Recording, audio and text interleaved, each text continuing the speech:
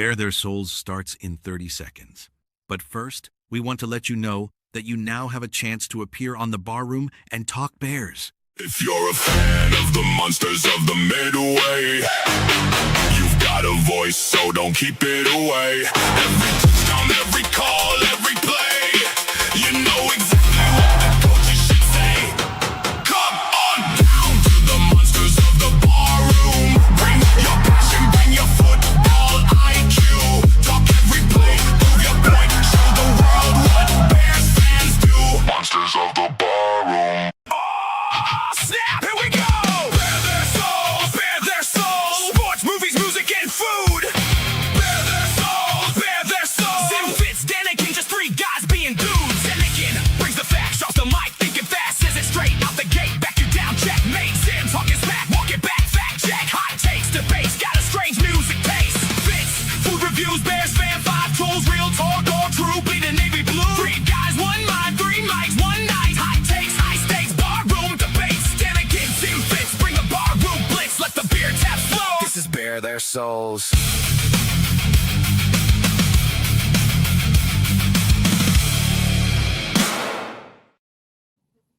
That's right. Here we are. It's time for Wednesday night. That means it's a brand new episode of Bare Their Souls coming at you live on YouTube, X, probably Facebook somewhere else, I'm sure. I have no idea, but we are ready for you. My name is Steven Zimmerman. That is Mr. Fitz. And down below me is Danikin, the man with the plan. How you guys doing tonight? Are we ready to talk some Bears? We are. Let's go. Man, I'm excited, man. It was a nice week, right? We had not a lot of news, so I'm looking forward to this, man. It's gonna have a good show. Absolutely. Yes, so sir. yeah, training camp started last Wednesday. You know, it was our first show. It was the first day of training camp. Things not lined up real nicely for us, but we've had a lot to digest in that time, a lot to witness, you know, both in person. Unfortunately, none of us here were able to go in person, but a lot of fans have, and they've had a lot to say about it. And we've gotten a lot of reports back from, you know, various talking heads in the media, as well as legitimate reporters as well. And there's been, I would say actually a sizable amount to talk about, a lot more than I anticipated coming into today. And I'm just so excited that Bears football is back. Like, it's officially back. They put the pads on today, and like that's the day that it's really, or no, I guess they put it on Monday, excuse me.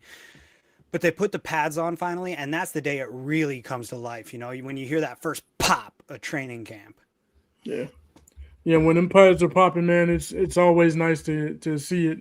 You get some competition, some true competition now jumping off. So, you know what I mean? It's a lot that they have in store, a lot that we can talk about. Man, it's about to be a heck of a training camp, a heck of a season ahead of us. So I'm looking forward to it.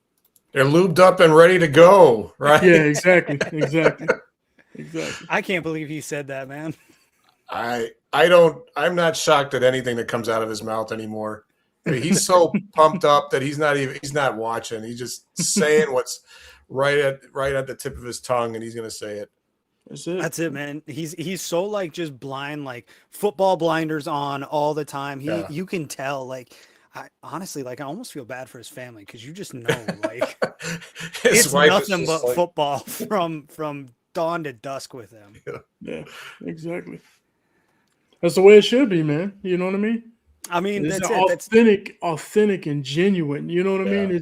It's something about an organic mind that loves football and really is in tune with it, and you gravitate towards that as a fan of the game, man.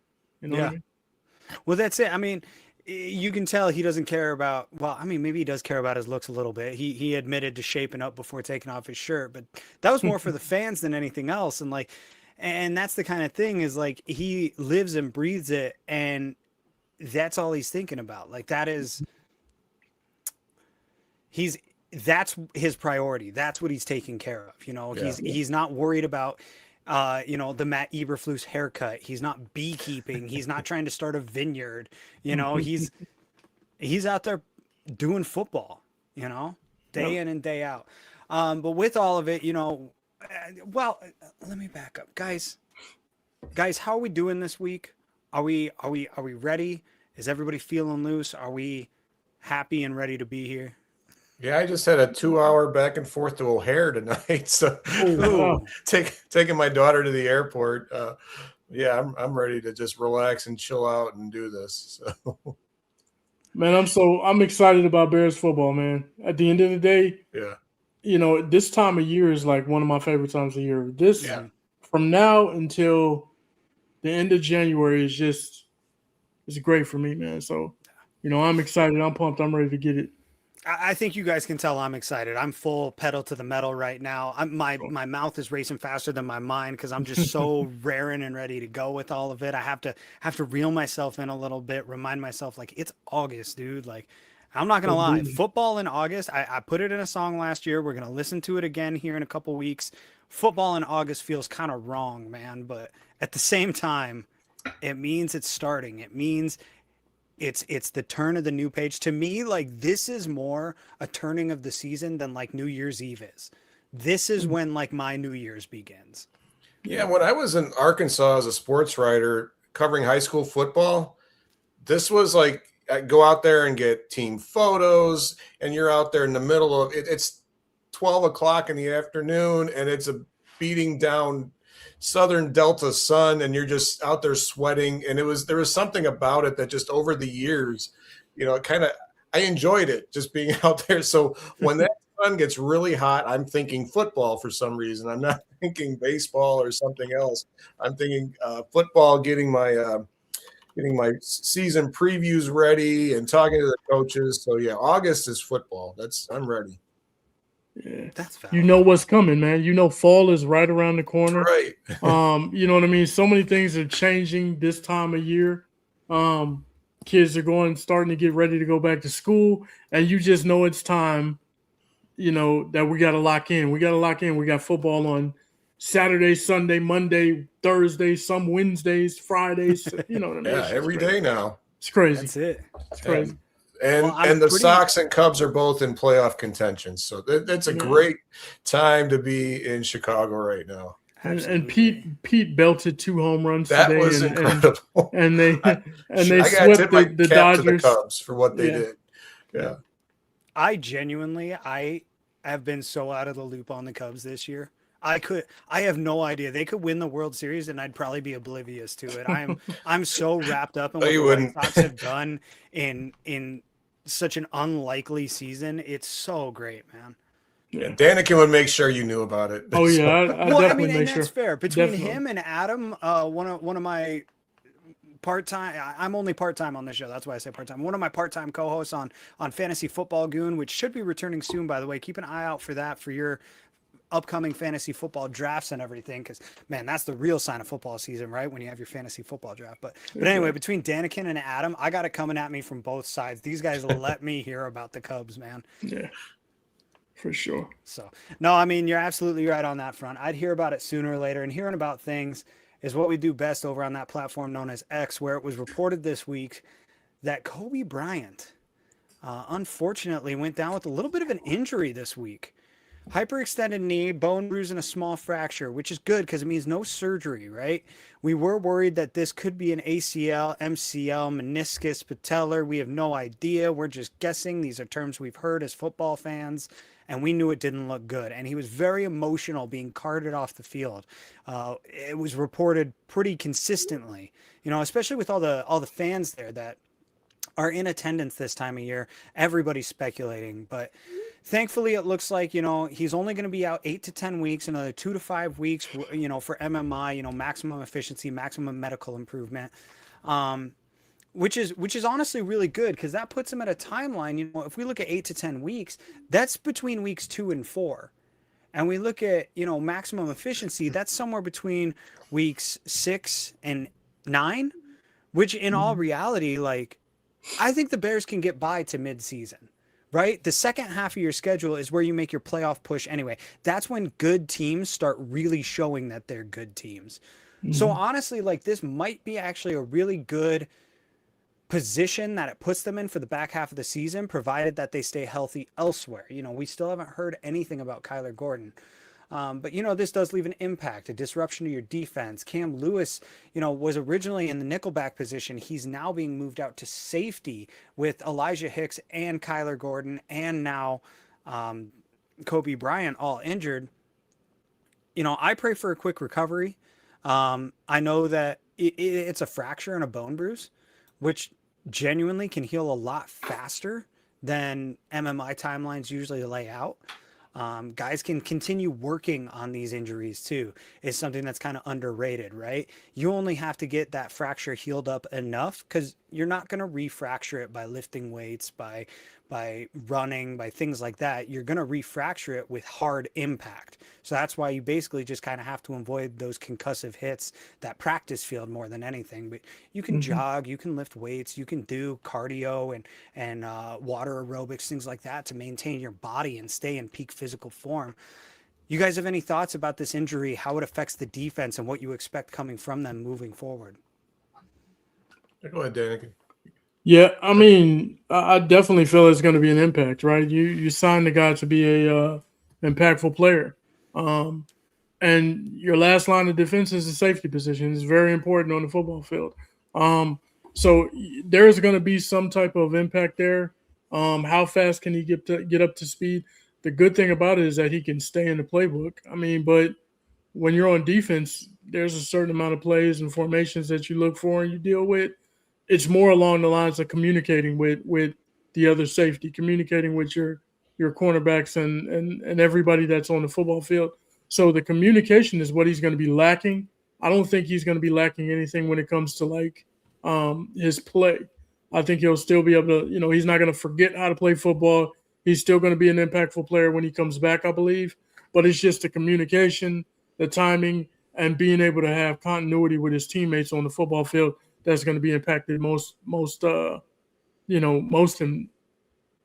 terribly, you might say, or bad. You know what I mean? It's going to be a bad situation. But that's something that can be overcome with practice, with being out there. If he's being coached up, if he's on the football field and at practices and kind of like really paying attention and locked in, then he can see what the Bears are trying to do, what Dennis Allen's trying to do on the defensive side of the ball. So there's a lot of things that go into it. But how do you react and read and react when you're on the football field, when you have teammates? Because a lot of times defense is about playing for the guy next to you. You know what I'm saying? You got to be in this position for this guy to make that play. You have to be here so that, you know what I mean, especially like in zone coverages and stuff like that when you're dealing with a safety. Being able to identify who's coming out of the backfield, what's your responsibility, what's your assignment. Those are the things that are going to be, he's going to be tested on early on when he first come back. And we'll see how he adjusts to it. You know what I mean? Yeah. One other thing that I don't know how much it affected it, but all season or all off season, we've been saying, the Bears are probably, or we've talked about the Bears possibly getting one of those mercenary defensive ends, Cam Jordan or Jadeveon Clowney, but they're already off the board now. But now we had to go spend money, and they got another safety. I forget who we picked up here in the last day. I can't remember the guy. Marlon Sewell. Yeah. Okay. So it's like, okay, there's money that we had to spend there, and already the cap issues, and you're signing Darnell Wright. So I don't know how that's going to affect possibly getting another edge rusher, but maybe keep in mind that, guys like Marlon Sewell don't count towards your 90-man roster, right? Only your top 51 contracts count towards that. All right. So I wasn't sure there. I was half expecting Ben to just say, okay, let's not get another safety. Let's go get another tight end or wide receiver and just score 56 points instead of 49. That was subtracting your defense by just getting more offense. But no, injuries are inevitable. It's gonna happen.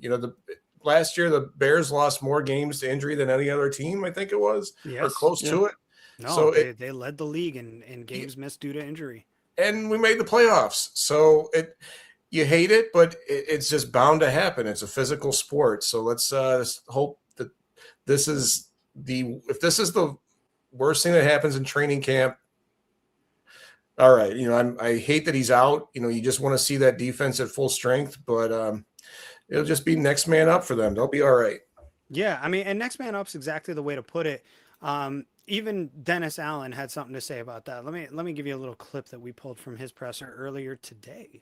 With Cam focusing more on safety now, how does this impact your short-term contingency planning at nickel?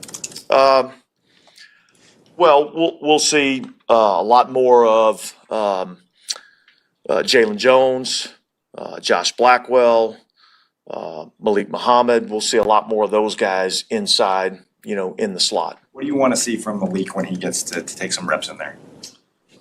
I want to see him go out and perform. I want to go out and see him compete. I want to see him play physical in the run game. I want to see him be sticky in coverage. I just want to, everybody, what do you want to see out of this guy? What do you want to see out of this guy? What do you want to see out of this guy? You know what I want to see? I want to see 11 freaking dudes on the field competing their ass off. And if we all do that, then I feel pretty confident that we'll get them to the right spot. But that's what this time of year is all about. This is about, man, developing the culture and the way that you're going to play.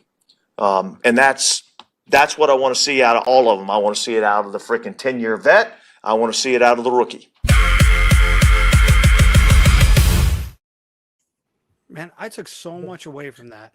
And granted, they were asking about the nickel position. It's still the same conversation because, as we mentioned before, Cam Lewis was the one at the nickel position who's now being moved to safety with Coby Bryant out. So now you're moving people every which way.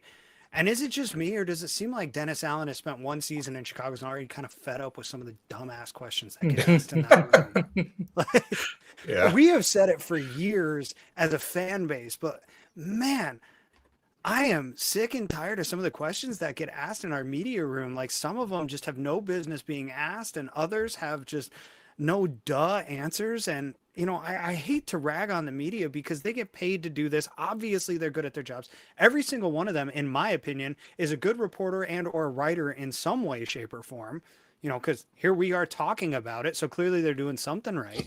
Mm-hmm. But at the same time, I feel like we could have gotten a lot more out of that answer had it been asked a little better. All this to say, I took enough out of that to feel that Dennis Allen feels that next man up is how they're going to solve it. He wants to see everybody competing the same way. It's the reason they have the initiation ritual of 40 up downs for every single member who comes on that defense. You bet your ass Marlon Sewell is doing those 40 up downs tomorrow when he gets in the building, if he didn't do them today. And I think the culture is right. I think they're building it the right way. The question is more so if they have the talent to build it. Yeah, that's the thing. A lot of times you can overcome a lack of talent with what he's talking about, what Dennis Allen is talking about, and that's being able to go out there and compete, give your all, right? If you're locked in and you're focused and you're doing this, that, and the third, what did he say? We can get them to the places they need to be. Right. So he's taking the onus as coaches, right, as a member of the coaching staff, to say, hey, if you guys go out there and do what you're supposed to do, if you're locked in, you give maximum effort, you compete, then we will be where we're supposed to be at the end of the day. And that's what you have to drive into guys' heads, because people have to understand that, hey, we're going out here, we compete, we put forth our best effort, and you live with how the chips are going to fall. But if you're doing that, if you're doing what you're supposed to do, you're going to be rewarded in some way, shape, or form. And most of the time you're rewarded with wins because you're a disciplined team. You're rewarded with wins because you're where you're supposed to be. Like I said, it's about playing for the guy next to you sometimes. You know what I mean? It's not necessarily, I got to go out and make every single play. I need to be in my position so that he can make his play. I need to be where I need to be so that Jalen Johnson can get an interception or get a strip, fumble or something like that. So those are all things that guys have to do. And a lot of time the schemes of a defense is what makes the defense what it is. It's not, of course you need to have athletes, but these are all athletes on the football field, right? Everybody on the football field was probably the best player at their high school, probably one of the best players at their college, right? And then they go on to the NFL, and now you see a smorgasbord of talent, but who's going to give all their all? Nick Saban said it, a couple years ago when he said, everybody wants to be good. Everybody wants to be that guy. But do you have what it takes to be that guy? And what he was saying is, do you have what's in the heart, what's in the mind to stay focused, to stay sharp, and really produce on the football field? That's it. And in addition to all this, we had this guy over here, Terrell Smith, go down again. For sure. And this secondary is already being tested, not a week into camp. It makes you wonder, like, what's it going to look like as the season goes along? And I talked earlier to the point of them potentially getting strong at the right point. Is that how it's going to happen? If they do get to full speed, or rather to full strength, will they be full speed when all that happens? Fitz, what do you think? Well, that Malik Muhammad draft pick is looking a lot better. A lot of people might have said something about them not getting an edge, but he may be asked to do a lot of things this year that he probably wasn't anticipating as a rookie. You never know. I mean, last year they never had the secondary they imagined the entire season, and they made something out of it. You can only just hope that it doesn't get any worse than it is right now. So only time will tell, and hopefully by week 6 we've got a full defense. That's it. We're looking at week 6. That's after that first Packers game. That's at the Falcons. Now, thankfully, the Bears have somewhat of a reasonable schedule to start the season. Panthers, Vikings, depending on what the Vikings look like, we'll determine a lot of that. Eagles, Jets, one of them a winnable game, one of them a should-win game, and then Packers, Falcons, again, 2 winnable games, I think. Like, it's all going to depend on what this team ends up doing in the end. Whoa, that's not who I wanted up there. Thanks a lot. Sorry, man. I didn't mean to show off. You're mid swig, and I'm trying to make a point here. Still getting used to this whole production side of it, but my point being that just there's so much that goes into it. You hope that everything works out the way that you expect, because if they're not hitting full speed as they hit full stride, as they hit full strength, if all 3 of these things aren't coming together all at once, like, it could be a crazy crash landing going into that back half of the season where all of a sudden we're looking at a week 10 bye week as thank God they can get right and hopefully try to make a playoff push. Yeah. Mm-hmm. So. Yeah. The biggest thing that I have concerning when it comes to the injuries, because like Fitz said, injuries are going to happen, right? We got to prepare for them. You got to have next man up, things like that. But the only problem that I have with the injuries and what the Bears have seemed to be having to deal with recently, last year, this year now included, is guys going down, several guys in one position group, right? Your secondary, I mean, musical chairs basically, right? So once again, I speak to the continuity and the ability to communicate on the back end.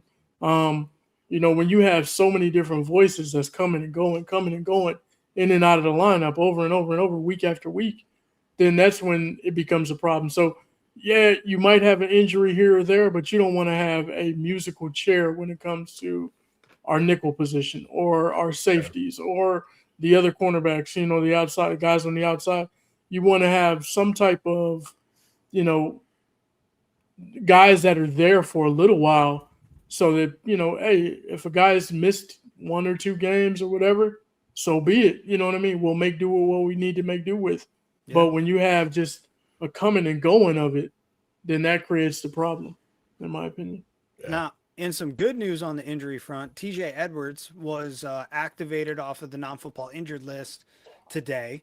So that gives your new linebacker, Devin Bush, plenty of time to get aligned with his running mate over there in TJ Edwards. I do wonder who wears the green dot for that team, as both of those guys have done it in the past. Excuse me.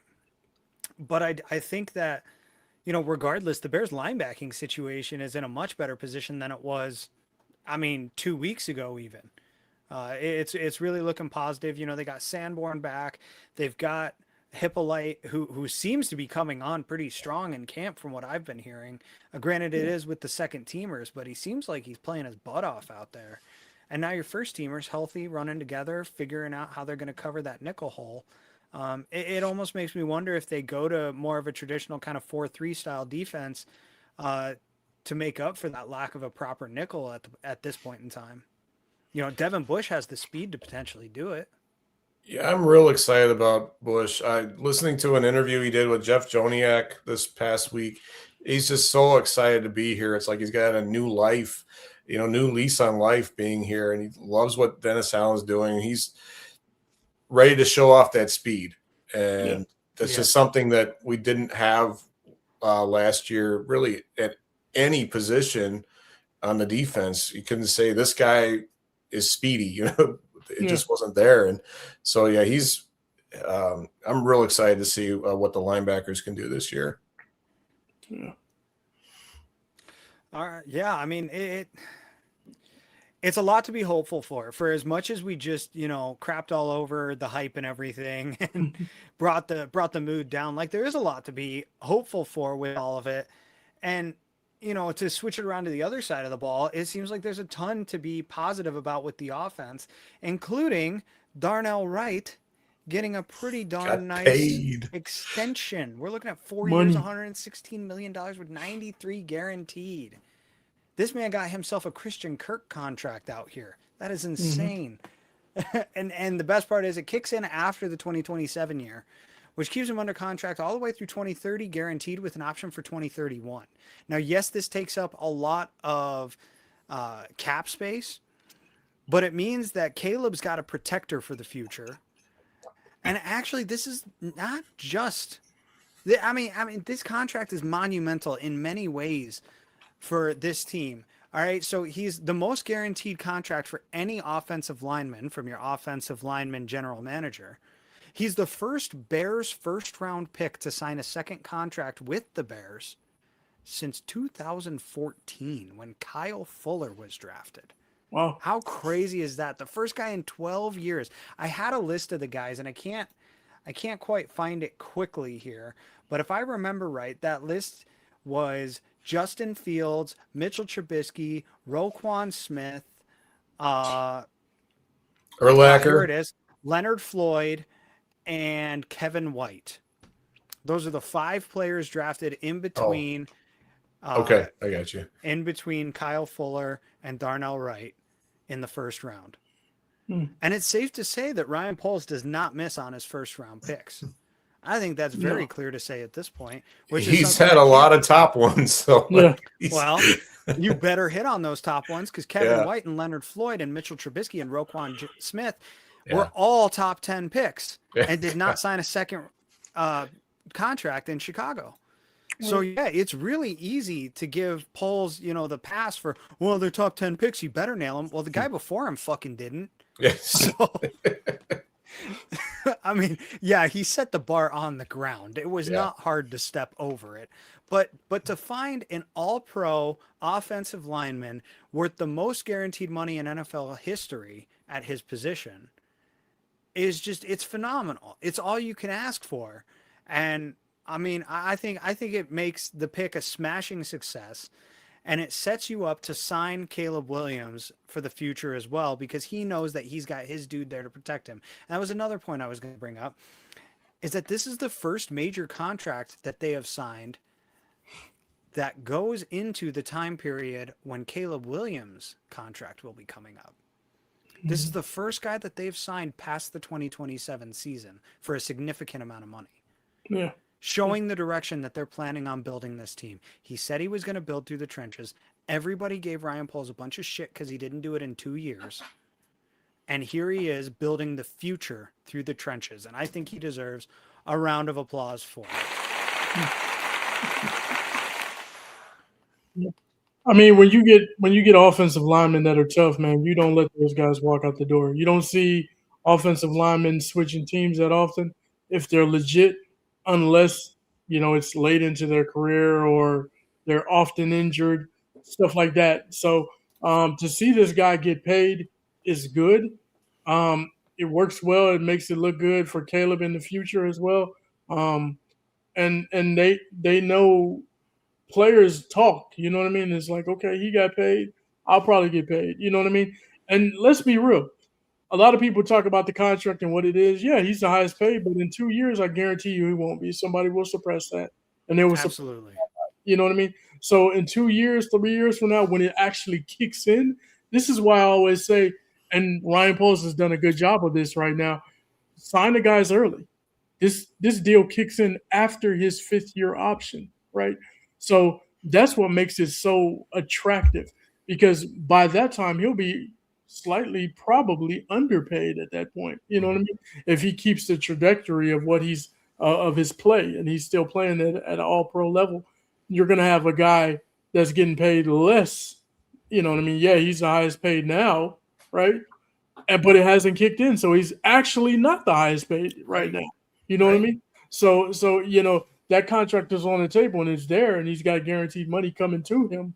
But at the same time, you know what I mean? Somebody's going to surpass that, and it's better to get the deals done early. You'll save a little bit of money.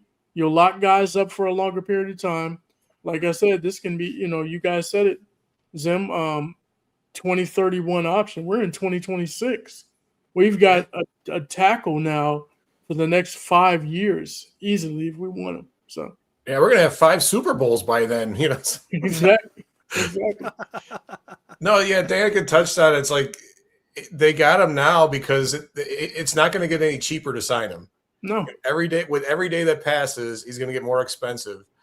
And with every year that passes, he's just going to gain more accolades. Like, let's be honest here.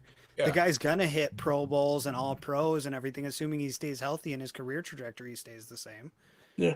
And Danica, you've mentioned this on shows before about building these teams. Like when you have that quarterback, when you had the Chiefs with Patrick Mahomes and things like that, you're going to have to pay Caleb.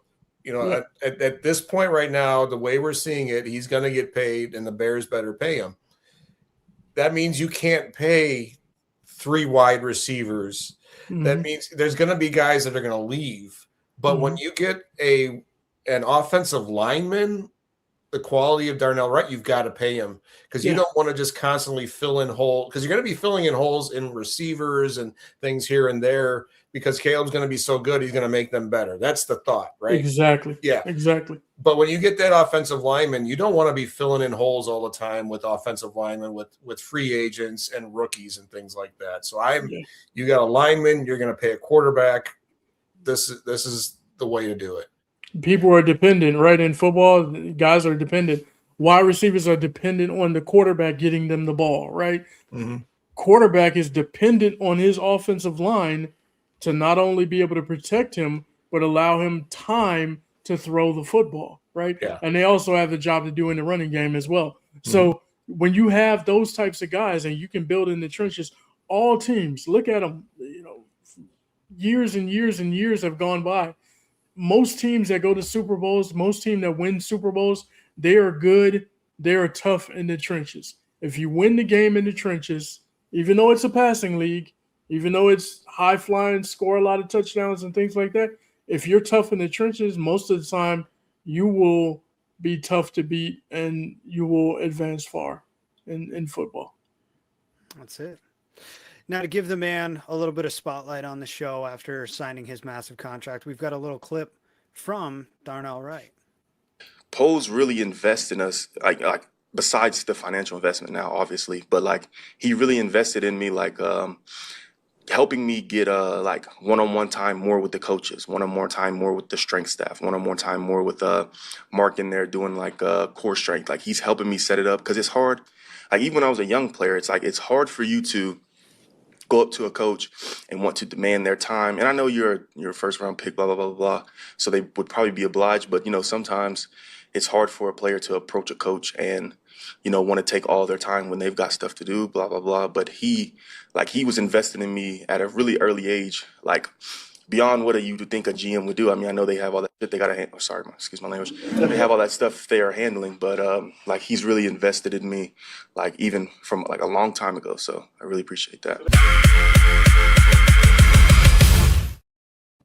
Yeah. To your point, Danica, man, these guys listen. They talk.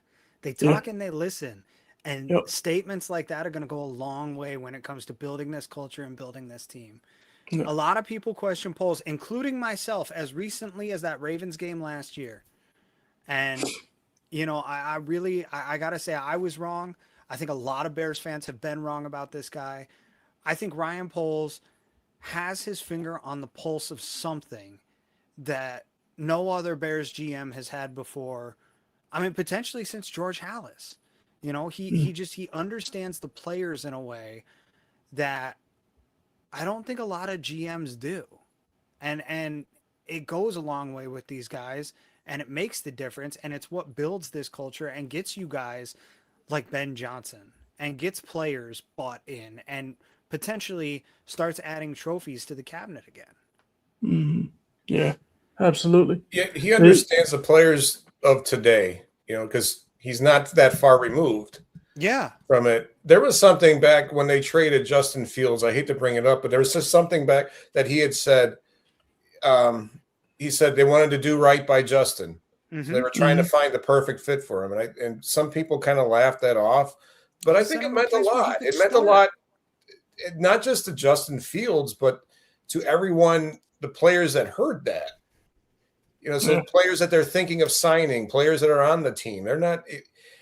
This is a business, and when he gets down to it, you're a number. But he's trying to deal with these guys as humans, as humanly possible, I think, and that's noticed. Yeah, it does get noticed, and like he said, you know, just the ability to, you know, you're a first round draft pick, but you know, Poles, you know, being there and encouraging guys to be able to talk and get extra time with coaches and things like that, that goes a long way too. You know what I mean? And I like the way Darnell Wright, he said, when I was a younger player, the dude is 24 years old, man. Right? Think about that. But let that sink in, though, people. Like, he's 24. Exactly. He's 24 years old. By the time this contract is over with, he's only going to be 29. Think about that. He's still got time for another payday after this. Yeah. That's huge. And, you know, that goes a long way for him, too. You know, because Penei Sewell also just signed a 4-year contract. Difference is Penei's 26. When that contract is up, he's going to be 30 or 31. Like, you don't get the same kind of payday at 31 that you do at 29 in the NFL. No. Right. You know, and it's stuff like that. Like, I have always thought that Ryan Poles does well by his players, and this kind of just reaffirms that. You know, you look at some of the trades that he's made in the past, in addition to the Justin Fields trade, but I think about some of the other guys that he's traded away. You know, look at Roquan Smith, right? You're telling me somebody didn't offer a first-round pick for Roquan? But no, he sent him to a contender who also has a storied history at the middle linebacker position, who also has a history about defense, where he can go be the heart and soul on that team. He trades who did he trade out west? Khalil Mack. He traded Khalil Mack to the Chargers. He could have traded Khalil Mack to the highest bidder. But no, he traded Khalil somewhere where he could go win a championship potentially, where they were already established on offense. You know, it's not anybody's fault that everything happened the way that it did out in Los Angeles, but that's still a pretty damn good team. And clearly Khalil feels the same way because he keeps signing contracts there. You know, and there's a few other trades that he's made over his time with the Bears that, like, I have always felt that he does a pretty good job setting players up for a position to succeed. And if they're not going to succeed, he gives it to them straight. And that's where I really disagree with the take that was made on Hard Knocks a couple of years ago when he had to cut Adrian, I want to say Colbert, but that's not right. The safety that he had to cut. And he starts crying in the room because he's got to cut this guy that he really believes in. And everybody's like, oh, he's soft. It's like, no, like, he genuinely believes in these players, every single one of them. It's why he brings them into the building. And when he's got to cut somebody that he is emotionally invested in, that's hard as a human being, as a man, as anybody, you know, to put your investment in somebody and to have to say, it's nothing you did wrong, but I have to do this. That's so hard.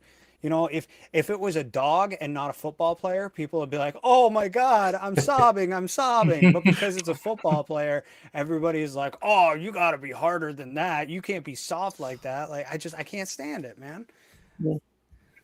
Everybody does it a different way, man. You know what I mean? And it affects everybody in a different way.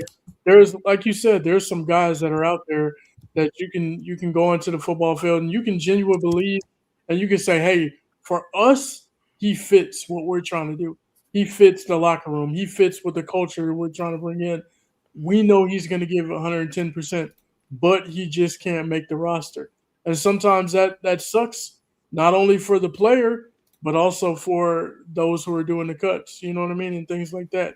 I'll agree with you on a lot of that, but I don't agree. If there's a better deal on the table, I don't care. I'm sorry, Khalil Mack. I'm sorry, Justin Fields, whoever. If there's a better deal that's on the table, I'd rather have the better deal that might be on the table, in my opinion. I'm not saying that there was, but I'm just saying if that's the case.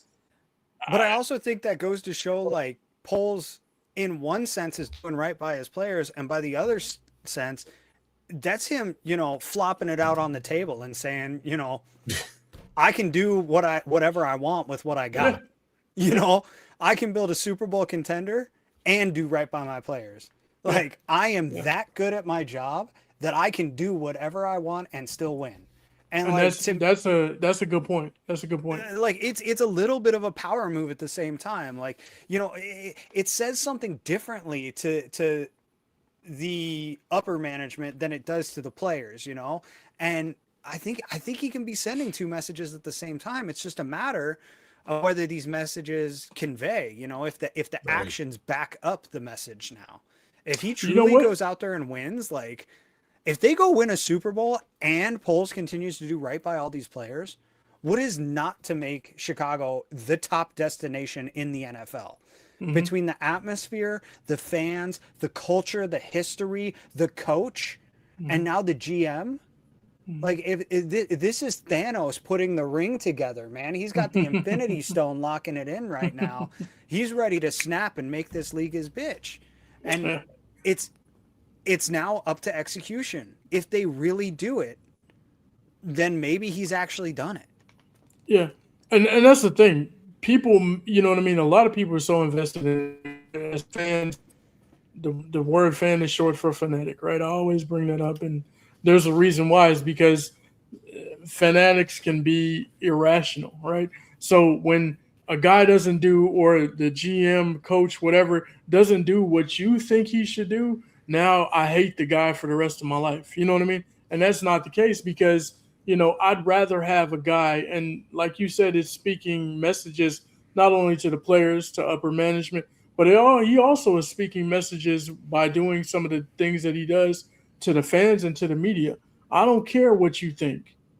You're not going to influence my decisions. Yeah. And that's the type of GM I've always wanted. I don't want somebody who blows in the wind, you might say. Whatever direction the wind is blowing, that's what way I'm going. No, I'd rather have a guy who trusts and has confidence in the team that he's built, who trusts and has confidence in the scouting staff that he's built and the coaching staff that he's built.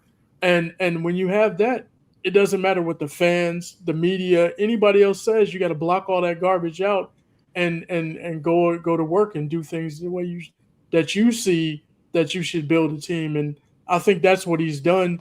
He hasn't been the type that's been easily swayed by fan reaction or pressure from the media or anything like that. And I like that about him. Just look at the last two drafts. I mean, he drafts Colson Loveland. Yeah. Doesn't draft a running back until the 7th round, and everybody thought he should, we were all clamoring for that running back. And then this year, where's that, edge rusher? Didn't draft one. Yep. So he's going to do what he feels is right for the team. And, you start acting like the fans, you're going to sit in the stands with them, so. Right. Well, yeah, and I do give him credit for it, for him basically saying to the media, you're the media. Your job is to do this whether you like what I'm doing or not. And you're going to do your job because you like getting a paycheck. So I'm going to say and do what I want. I don't have to appease you. And to the fans saying, you are a Bears fan. If you are truly a Bears fan, you will support my decisions. End of discussion. You'll ride with it. You got to ride with it. You got to cheer for it anyways, right? He understands the role that he's in. And, it goes back to what I was talking about, a half an hour ago now. But it goes back to that point of, like, Poles understands the role that he's in, and he knows where he is and what he's doing. And we all questioned it for a long time. And, Poles has been playing the long game this whole time. Yeah. And credit where credit's due, man. He seems to be winning. Yeah. And a lot of people don't like it. You know what I mean? There's still Yes. people that are upset with, well, you gave Caleb all the talent in the world, but you didn't give it to Justin. And it's like, yeah, he did, but he was able to do that because of what he was doing with trading back and trading some picks Right. and getting more draft picks and things like that. So yeah, he didn't have the assets to surround Justin Fields with the talent that Caleb has around him. But at the same time, you know what I mean? At the end of the day, you move on. You live, you know what I mean? And you go through to the next guy. We're not still wondering what Mitch Trubisky is doing, right? So why are we worried about Justin Fields at this point in time? You got to move on, man. You got to move on. That's it, man. Shoot, I'm an hour away from Chiefs training camp right now, and I kind of forgot about it until I saw Justin Fields making that horrid interception he made over the weekend, and I was like, oh yeah, I was thinking about going to that. Ooh. But the one in 7-7, he did it. Yeah, I think he did one in 7-7. Yeah. Oh, I'll never forget all those reports from Brad Biggs about how bad the Bears offense was on 7-on-7s during Justin Fields. It's like, just listening to it on the score, like they're just the offense just isn't good. It's like, conversely, the report I saw today that the Bears had a 7-on-7 where the ball didn't hit the ground, and they had a second 7-on-7 with 9 out of 10 that didn't hit the ground. Right. I mean, if 70% is the mark for Caleb, he's hitting it so far, it sounds like. As much as I love that, I'm starting to get a little worried about the defense too. It's like I wouldn't mind a few stops here. Pick them off once or twice. It's like, keeping on with the offense, left tackle rotation. We talked about it a little bit last week. We got a lot of position battles we talked about last week. Seems like center has been pretty much clear cut. It's going to be Garrett Bradbury. Ben had some comments himself about that. Hey, that's fine. Let the rookie learn. He's learning from one of the better guys in the NFL to learn from, in my opinion. Regardless of his physical ability, Garrett Bradbury knows the position and he knows it well. And he's played under, two of the best offensive systems in the NFL. He's played in a Super Bowl. And he just came off a Super Bowl. That's absolutely right. But continuing on with that, left tackle rotation, it seems like it's been a true rotation. All 4 guys have gotten a legitimate shot with the first teams. Sounds like Braxton's kind of holding it down from what I understood. Let's see. No, this is stuff from last week. I thought I might have had something, but regardless, I've seen every one of the guys is doing something to show that they've earned at least a few snaps there. They don't want it to go into the regular season. Is this problematic with them not really having a clear-cut decision, or do you think this is the right way to do it, Fitz? I'm fine with this. I trust they know what they're doing with all this. They know they're giving each guy a chance to see what they got. And, just if Braxton's the guy, then I trust that Braxton is the guy. That's Yeah, all it says is to me is that nobody has separated themselves yet, right? Yeah. And once that happens, then it happens, right? I'm not gonna just throw it on one guy's shoulders and say, yeah, we're gonna ride with this guy, regardless. You got to earn it. So at this point in time, that's what he's making them do, and I'm all for that. Make the guys earn it. Make them really, earn the position that they're going for. Earn your pay, you might say, whatever you want to call it, and I'm all for it. I don't have a problem with how they're doing it at all. This is old time training camp, old school training camp. Come on up and earn your position. No, it goes back and forth daily. You know what I'm saying? Some of these position battles, it could, this guy had an outstanding week. This guy had an outstanding day. You know what I mean? Something clicks all of a sudden for somebody, and then all of a sudden they're able to separate themselves. And that's what you want to see. You might see them really separate themselves in game when it comes to actually getting into a preseason game. A guy might separate himself at that point in time. So, it's a work in progress. I'm all for it, man. I just want to see the competition. Once those competitive juices get to flowing, you'll see guys usually the cream of the crop kind of rises to the top on that situation. Yeah. Guys, I've got a couple more things that we can discuss here. You want to hit some more Bears talk? You want to move on to the rest of the division? How are we feeling right now? Man, you do it, man. Run it, man. Yeah, Let screw us the know rest what of the you think. division. Yeah. Let's talk Bears. Fair enough. I'm totally all for it. All right, well, hey, FGB. I got two more conversations here from the rest of where is it? I got a couple more conversations from some other guys on the offense, but first,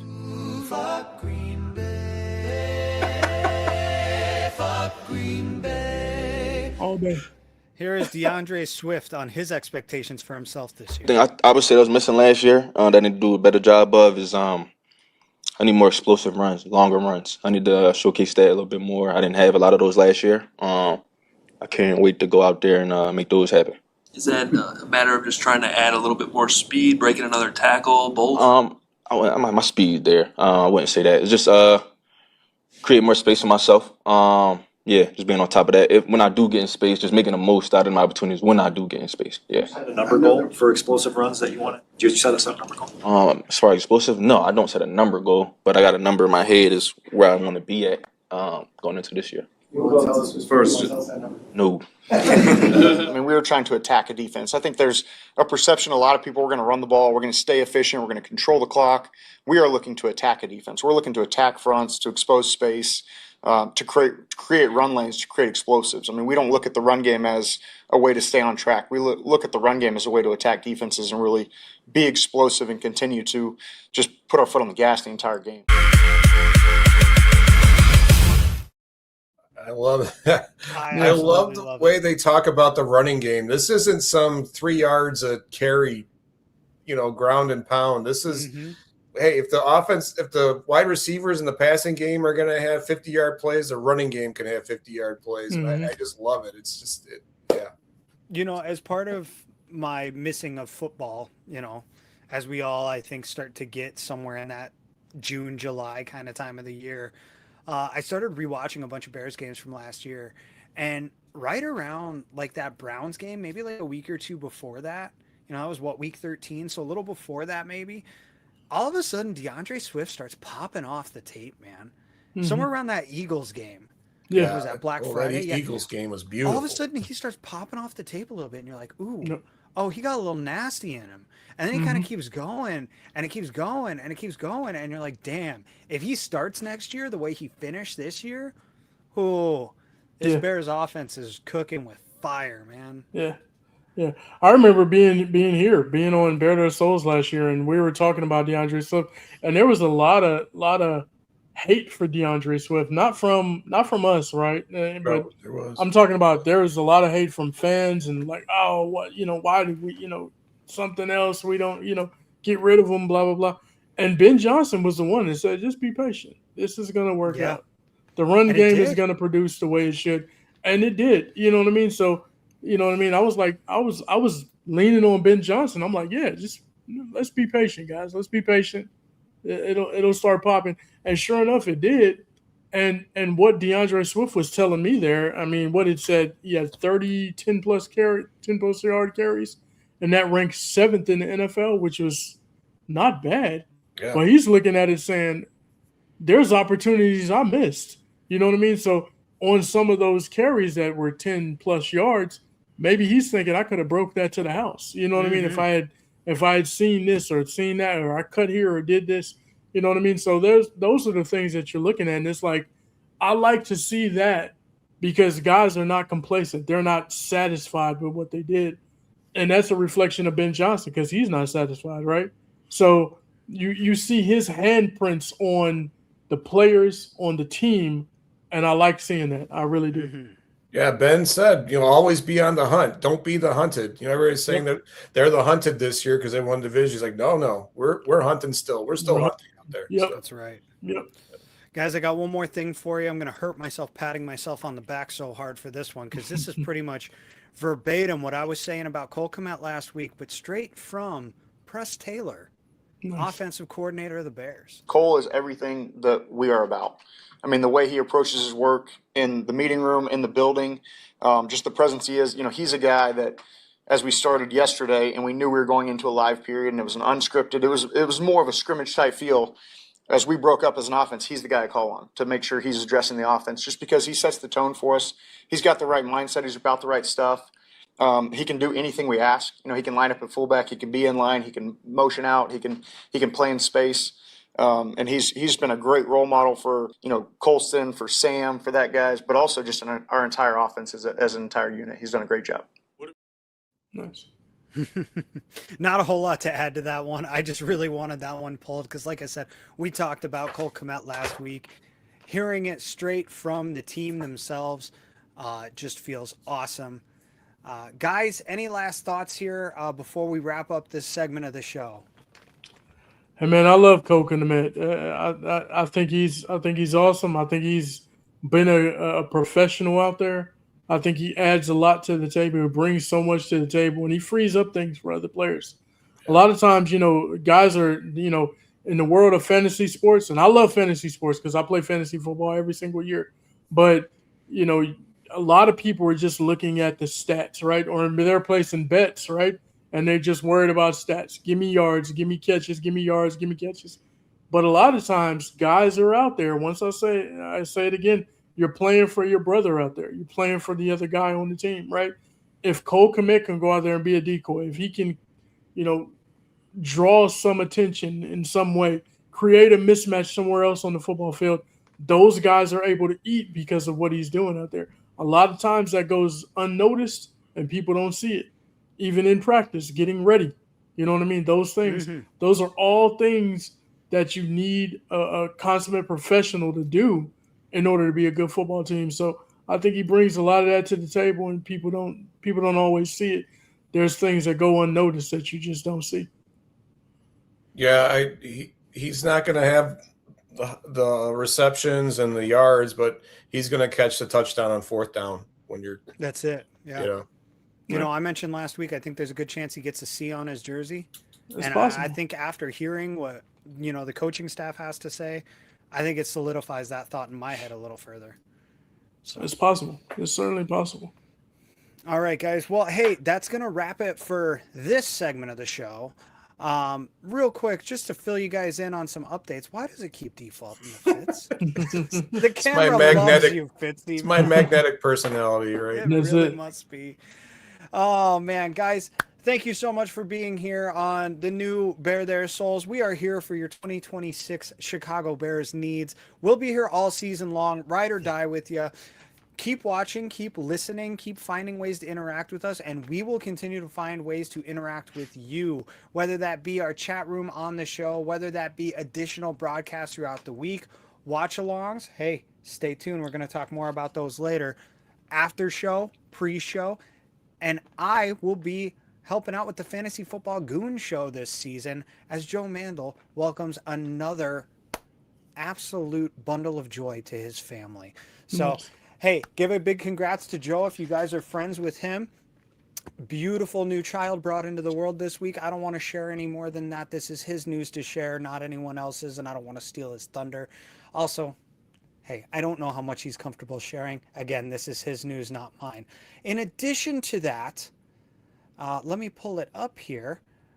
We have the Monsters of the Barroom coming here to the Barroom Network. To enter, if you would like to be a part of the Barroom Network, you can enter to be on this show as a listener and fan of the Barroom. Subscribe to the Barroom YouTube channel. Follow at Bears Barroom HQ on X, the site formerly known as Twitter, and then like and share the post with this graphic I'm showing on the screen on it. If you're an audio listener, you'll see a big graphic about the debut episode of Monsters of the Barroom featuring some prizes and some consolation prizes as well.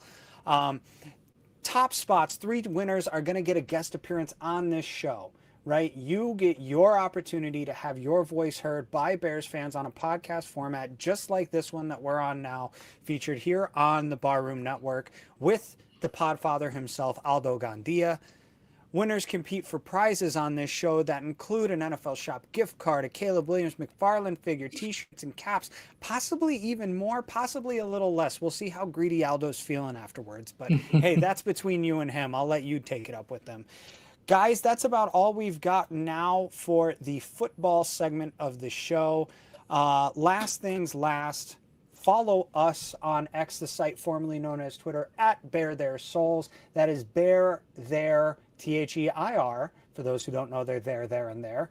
And then Soulz, spelled Soulz. Bear Their Souls with a Z. Follow us on there. We've got giveaways coming soon.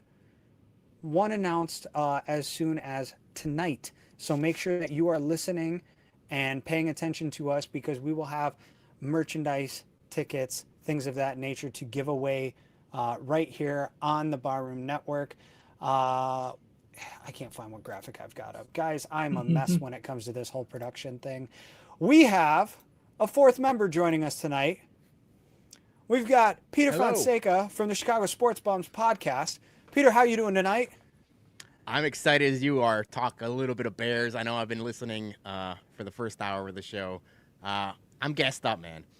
Fitz, you know me, White Sox fan, also a big Bears fan. And for the longest time, I've said, like, baseball just carries me over into the football season. Now we got two good teams. The Bears are good. The White Sox are good. I don't know how I'm going to act this fall, but I'm excited about it. It's a big deal, man. It's a big deal. I'm super excited for it. Fitz, I'm going to let you take it away for a moment, and we'll roll it right into your segment. What are we running? I don't know. You got anything that you want to add in here? Or you want me just to roll straight into the pizza puff? Yeah, just get the pizza puff out there. You got it, guys. Don't forget your pizza puffs. Eating to Chicago, that's his trademark. From the dogs on Devon to the beefs in Tinley Park. Always pushing RC Cola, says it goes with the grub.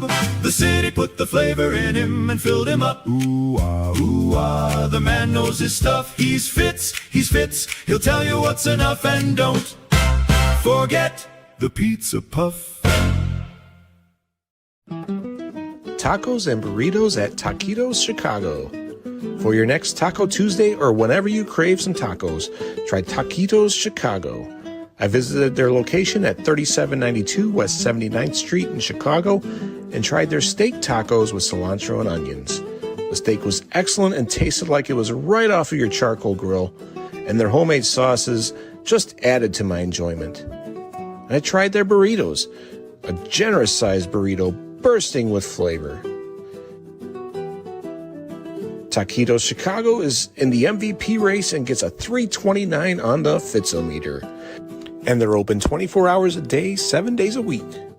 That's Taquitos Chicago at 3792 West 79th Street and at 5825 South Pulaski in Chicago. Where should I eat next? Comment in the replies, #FitzMagicEats, and check out all of my reviews on my YouTube channel at FitzMagicShy.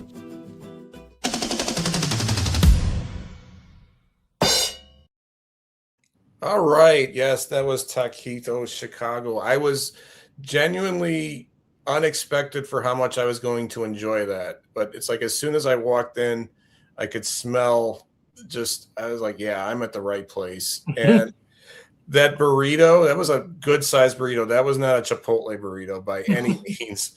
And in fact, I got to give a shout out to my daughter, Andrea, for nearly eating that entire thing. It was just because she figured she was going to take home half of it, but it was too good and she kept eating. But the meat just sort of felt like you just took it off your grill in the barbecue, and it was delicious. You could tell the sauces were just or really just more taste than heat or anything like that. They were, the Reds was a little hotter, but there was just so much flavor coming from every angle. It was delicious. And yeah, I know Peter's been there. He's talked about it a little bit, and they enjoy it too. But yeah, I was really just taken off guard with how much I was going to enjoy this. So yeah, get over there. Taquitos Chicago, 2 locations. Give them your business, and they deserve all of it. And just eat as many tacos as you can. Good stuff. It looked great, man. It looked so good. Yeah, they're really good. It made me so glad I had a tequila drink ready for tonight because. Yeah, there you go. It works. Whiskey and Mexican food, that sounds like a stomach ache and a half. Yeah. So yeah, Peter, you got the Whiskey at Comiskey coming up this week. Yeah, so we've got 2 tailgates left for the White Sox games, And we did a little different in the summertime. So we've been doing Whiskey at Comiskey tailgates for the better part of 3 summers already. Yeah. Free food, free drinks, free everything for everyone, because our motto is White Sox fans deserve it.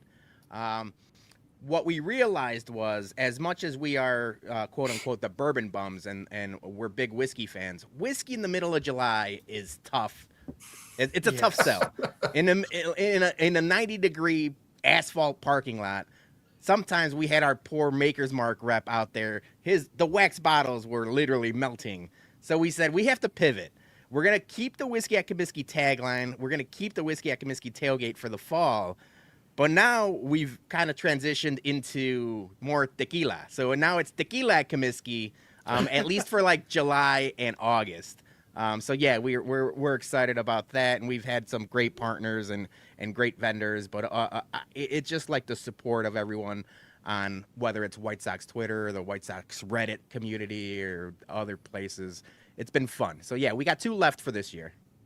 And that'll lead. You're talking about leading into the football season. Last year, those watch parties, those just exploded as the Bears got deeper and deeper into the season and the playoffs. What do you got prepared? Well, first talk about those, and just, I'm sure those, could you imagine when you first started doing this that you'd be filling the theater? So that was crazy in and of itself, because we started doing our watch parties, and we as the Chicago Sports Bums, we've been trying to do events since like post-COVID is when we really kind of took off. First couple of years, all of our sports teams were bad. I kept telling people, I don't care if it's the Blackhawks, the White Sox, the Bulls, the Bears, just give us something that we're able to like pack a room, whether it's 25 or 30 people. Let's just pack a room. But it was tough because the teams were so bad. This last Bears season, we got really lucky. We won, obviously. Caleb Williams, Ben Johnson, and the Chicago Bears were unbelievable. And like the way they were winning was like storybook. So our first watch party was with our good friends at the Ramova, Tyler and everyone at the Ramova Theater on Halstead Street. We got the little loft room, and that held about 200 people. We weren't sure if we were going to be able to fill that the first couple games, but we're like, let's do it. And word of mouth started getting out, and we would only do them for away games because, you know, home games, people are at the game, people are doing things. And the combination of the Ramova Theater and the Bears being good, somehow it snowballed until the end of the season. Tyler turns to us and says, do you think we could do this in the theater? That theater holds 1,800 people. Jeez. We're like, we can try. And we did get help from other Bears communities. So we got to shout out the Chingon Deportes Network and the crew, the Bears crew, because they host tailgates and they kind of like, hey, let's jump in with you guys on this thing. But I think the playoff games against the Rams, it was one of the biggest watch parties in Chicago, and it was so much fun. And then, I mean, obviously that ending didn't go the way it wanted it to, but just the fact that they came back and kind of pushed that game into overtime, it was a storybook for us as the Bums and Bears fans. It was unbelievable. Yeah, I haven't been to a watch party, but definitely if you're in the Chicago area and you haven't been to, you know, the White Sox tailgates, just go for the tailgate. Even if you don't like the White Sox, you know, even if you leave, if you don't have a ticket to the game, just go to the tailgate. Just the fellowship that's involved there, and just it's a great time. Rain or shine, you guys, you know, even put the tents up if it starts raining, and you still have a good time. Yeah, we try to do as much as we can with how and what we've permitted. The White Sox have been good to us, and like every once so often they'll let us go in early and set up before like the general public. But typically it's just us and the Bums and some really good volunteers that line up early and try to get in the lot B as soon as possible. And yeah, it's been really fun. And like I mentioned, if you guys haven't, we have a lot of people that do go to the tailgate and don't even go to the games. Now that they're better, it's a little bit easier. But I knew people that were going to a concert in Chicago, and they're like, hey, let's go tailgate with the Bums before we go to a concert. Or a lot of people go to Cork and Kerry and watch the game over there instead of going inside the ballpark. So yeah, it's always a good time. The RSVPs are all over our social, but we got 2 left this year, and it's free food, free drinks for everybody. What'd you think of what the Sox did at the trade deadline? I think it was good for where the White Sox are. I talked about on our show on Monday nights, the Bumcast, that for the longest time as Chicago sports fans, we've seen the White Sox and most Chicago teams, whether they're contending in first place or somewhere chasing in second or third place, stand pat at the deadline. A lot of the times the GMs just sit in their hands. They don't really want to risk it all. And what I give credit to Chris Getz is he did about as much as he could, giving the situation of not mortgaging the future. It's something you guys probably talk about with Ryan Poles, right? Like, even when they're a year ahead of schedule, you don't really want to trade, give up the farm, if you will, for, a shot of in contention. So I really like what Chris Getz has been doing. I think the White Sox are better as a whole this week than they were last week, post-trade deadline. So it's been good, although the last 2 games against the Red Sox have been tough. But the Red Sox have always been kind of our bugaboo. Red Sox are the hottest team in baseball right Unbelievable. now. I joke that they've been on a tear since the first time we played them. They killed the White Sox a couple months ago, and ever since then they've been unstoppable. Maybe Chris Getz fixed 2 Red Sox and White Sox. They had a 15-game winning streak there. That was crazy. No, I love what you mentioned about not mortgaging the future there too, because the biggest asset they gave up at the deadline is Mason Adams, who was, the number 8 pitcher, I believe, in theirs, or the number 8 player, I believe, in the White Sox pipeline. Excuse me, but at the same time, he's a 26-year-old pitcher throwing a 3.58, something like that, a 3.8, somewhere in there, 3.5 to 3.8, if I remember right. But he's got almost a 4 ERA, is my point, at AAA at 26 years old. Like, yeah, you can develop this guy still, but what are you going to develop him into at this point in his career? Right. And unfortunately, like, that's a reality that you hit with a lot of players in baseball, and you might have sold this guy at his peak. Granted, I think that was part of the Brenton Doyle trade, which was maybe the biggest head scratcher of all of them. But Brenton Doyle is still a very high quality player, a very high quality defensive player. Yep. And he's got a freaking cannon strapped to himself out in center field, which is something that's so valuable that they've been lacking since they got rid of Luis Robert, that I think it was actually a really good trade, and it goes a long way. And for it being such a controversial move, I think it actually makes a lot of sense at the end of the day. And on top of it, here's your fun fact with it all.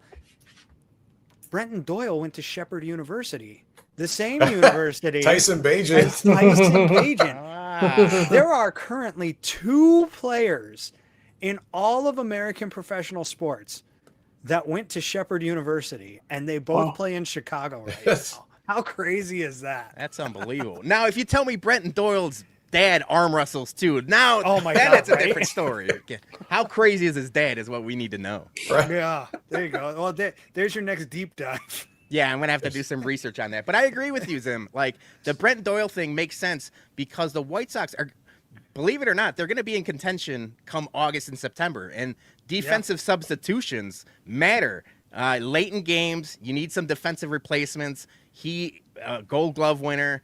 Like, if you put him, and don't get me wrong, Tristan Peters has had an all-star season. He's been fantastic at center field. But you could plug and place those guys wherever you want. It's never a bad thing to have some depth. We know that as Bears fans and now as White Sox fans too. Yeah. Absolutely. You can never have too many outfielders, in my opinion. Like, those guys have to be interchangeable from day to day because, that's the one position on the field, in my opinion, that changes faster than any other as far as like injuries and things happen. The number of guys I've seen get hurt on freak plays out in the outfield, I feel like is triple what I've seen at any other position other than maybe pitcher in recent years. And it's just, you've got to be ready to have those guys in the wings ready to go, in addition to being able to swap out your lineup, in a hot swappable sort of, fuse box kind of format where, when you need a jolt, you can switch the right guy in and get it plugged in correctly. Yeah, or even just keep guys fresh. That's it. Yeah, outfielders like offensive linemen. Can't have too many. You can never have too many. Exactly. Yep. Makes sense. Makes sense.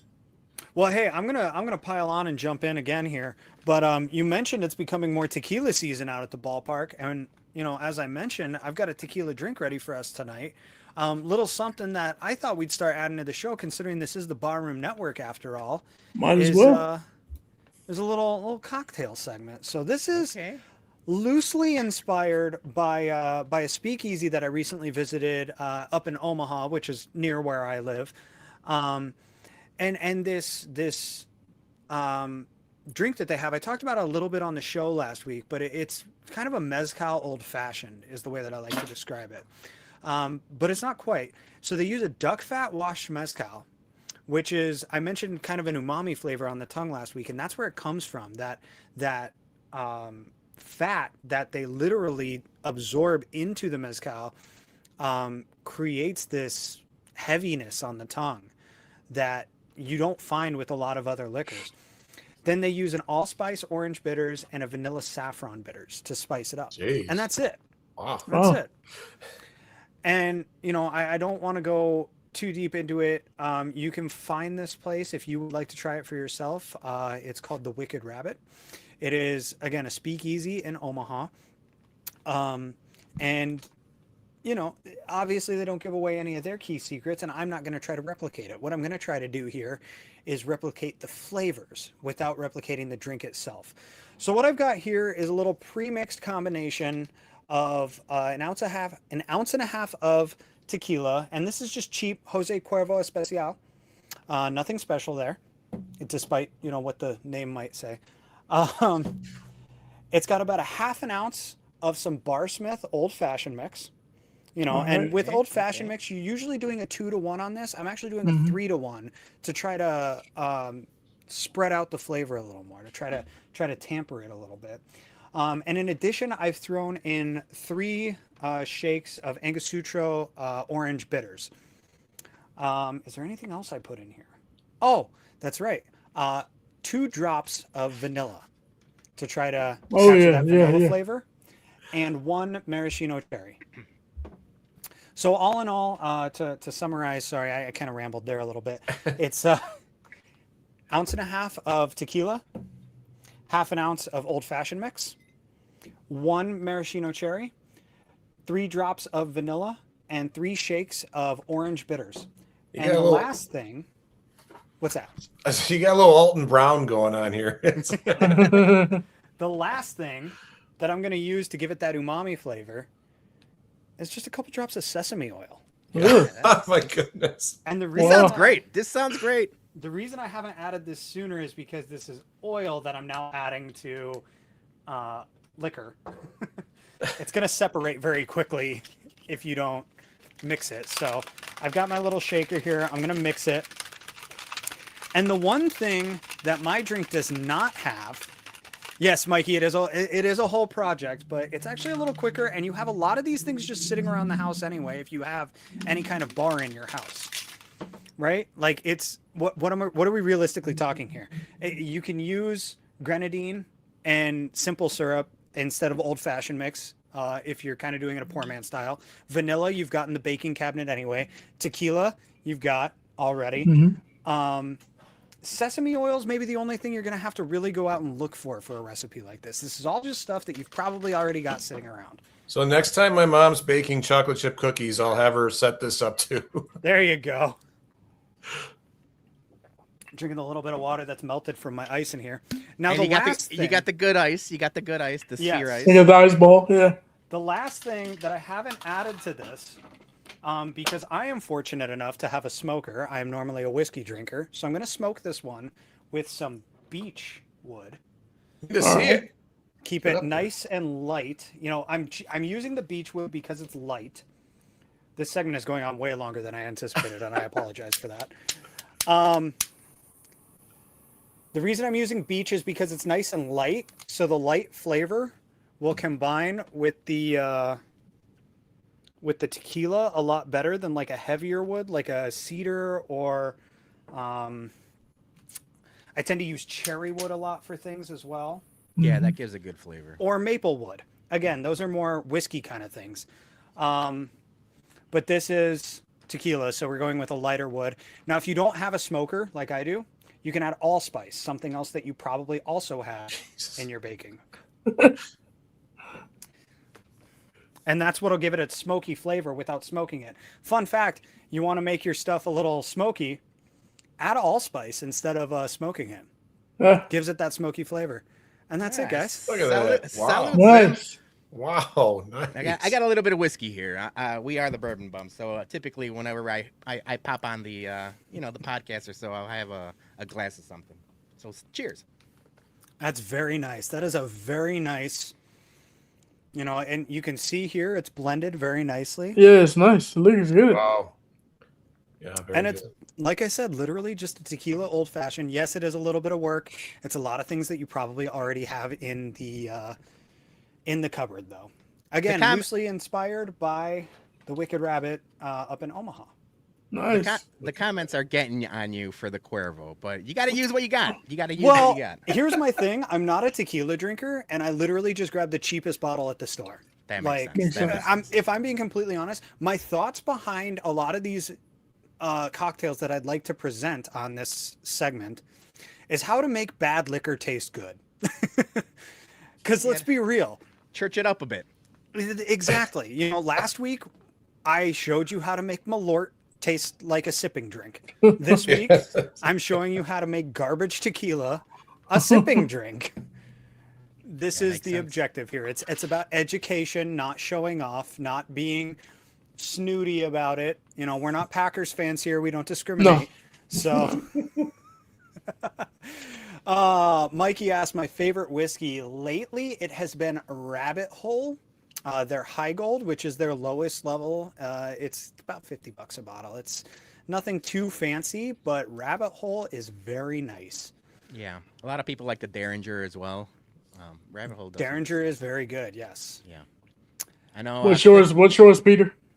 Well, that's a great question. It honestly changes week to week. I was lucky enough to get a couple bottles of, back when it was still called Stag Junior. My wife got me a couple Stag Junior bottles that I really liked and really kind of got me into whiskey. But ever since we did the Bourbon Bumps thing, it kind of switches week to week. I know right now I'm staring at a bottle of Russell's 15. That Russell's 15 is lights out. If you're able to try some at a bar or, a friend's house or a whiskey tavern or whatever, Russell's 15 is really, really good. But yeah, it changes week to week. It's almost like when people ask like, oh, do you have a favorite child? Right. You don't say that out in public. Even if you do, you won't admit it. So. Well, yeah. What about yours, Fitz? What's your favorite whiskey? I'm not as sophisticated as you guys when it comes to you've seen me post. I've seen some nice bottles from your post, Fitz. Yes. Yeah, occasionally I get as gifts. My daughter usually keeps me, in the line. She's not going to get me a bottle of Jim Beam, So, but I like the Jim Beam and RC. That's kind of been my thing lately. And but yeah, I like the Irish whiskeys. I like Bushmills. That's my if I'm going to go to the store and get a bottle of Irish whiskey, I like Bushmills. It's got like almost like a buttery flavor to it that I enjoy. So, yeah, about you, Danikin? You've been asking all the questions. My favorite whiskey is Hibiki. It's called Hibiki. Ooh. You know what? That's great you mentioned that. So we had our tailgate in June, and it was Dodgers versus White Sox. We tried to capitalize on the, Japanese? Obviously Otani and Murakami and everything else. So we did Japanese whiskey at Comiskey. So we were able to have some Japanese whiskeys for our June tailgate. I know somebody in the comments said smooth, man. Yeah, it's good. Yeah, it's super smooth. That's what I was going to say. You talk about whiskeys being, a little not suitable for summer. I feel like Japanese whiskeys kind of are because they're a little lighter and they're a little smoother. Yeah, they're a little bit lower in proof. And even though, like we always say, one of our taglines when we're doing reviews is smooth is subjective, right? Whatever is smooth to me might not be smooth to my wife or someone else. But when it is lower in proof, like the Japanese whiskeys, they're more palatable. It won't blow out your tongue or it's not as spicy, if you will. Right. So it is to the general public, it would be more smooth than like a high proof bourbon or anything like that.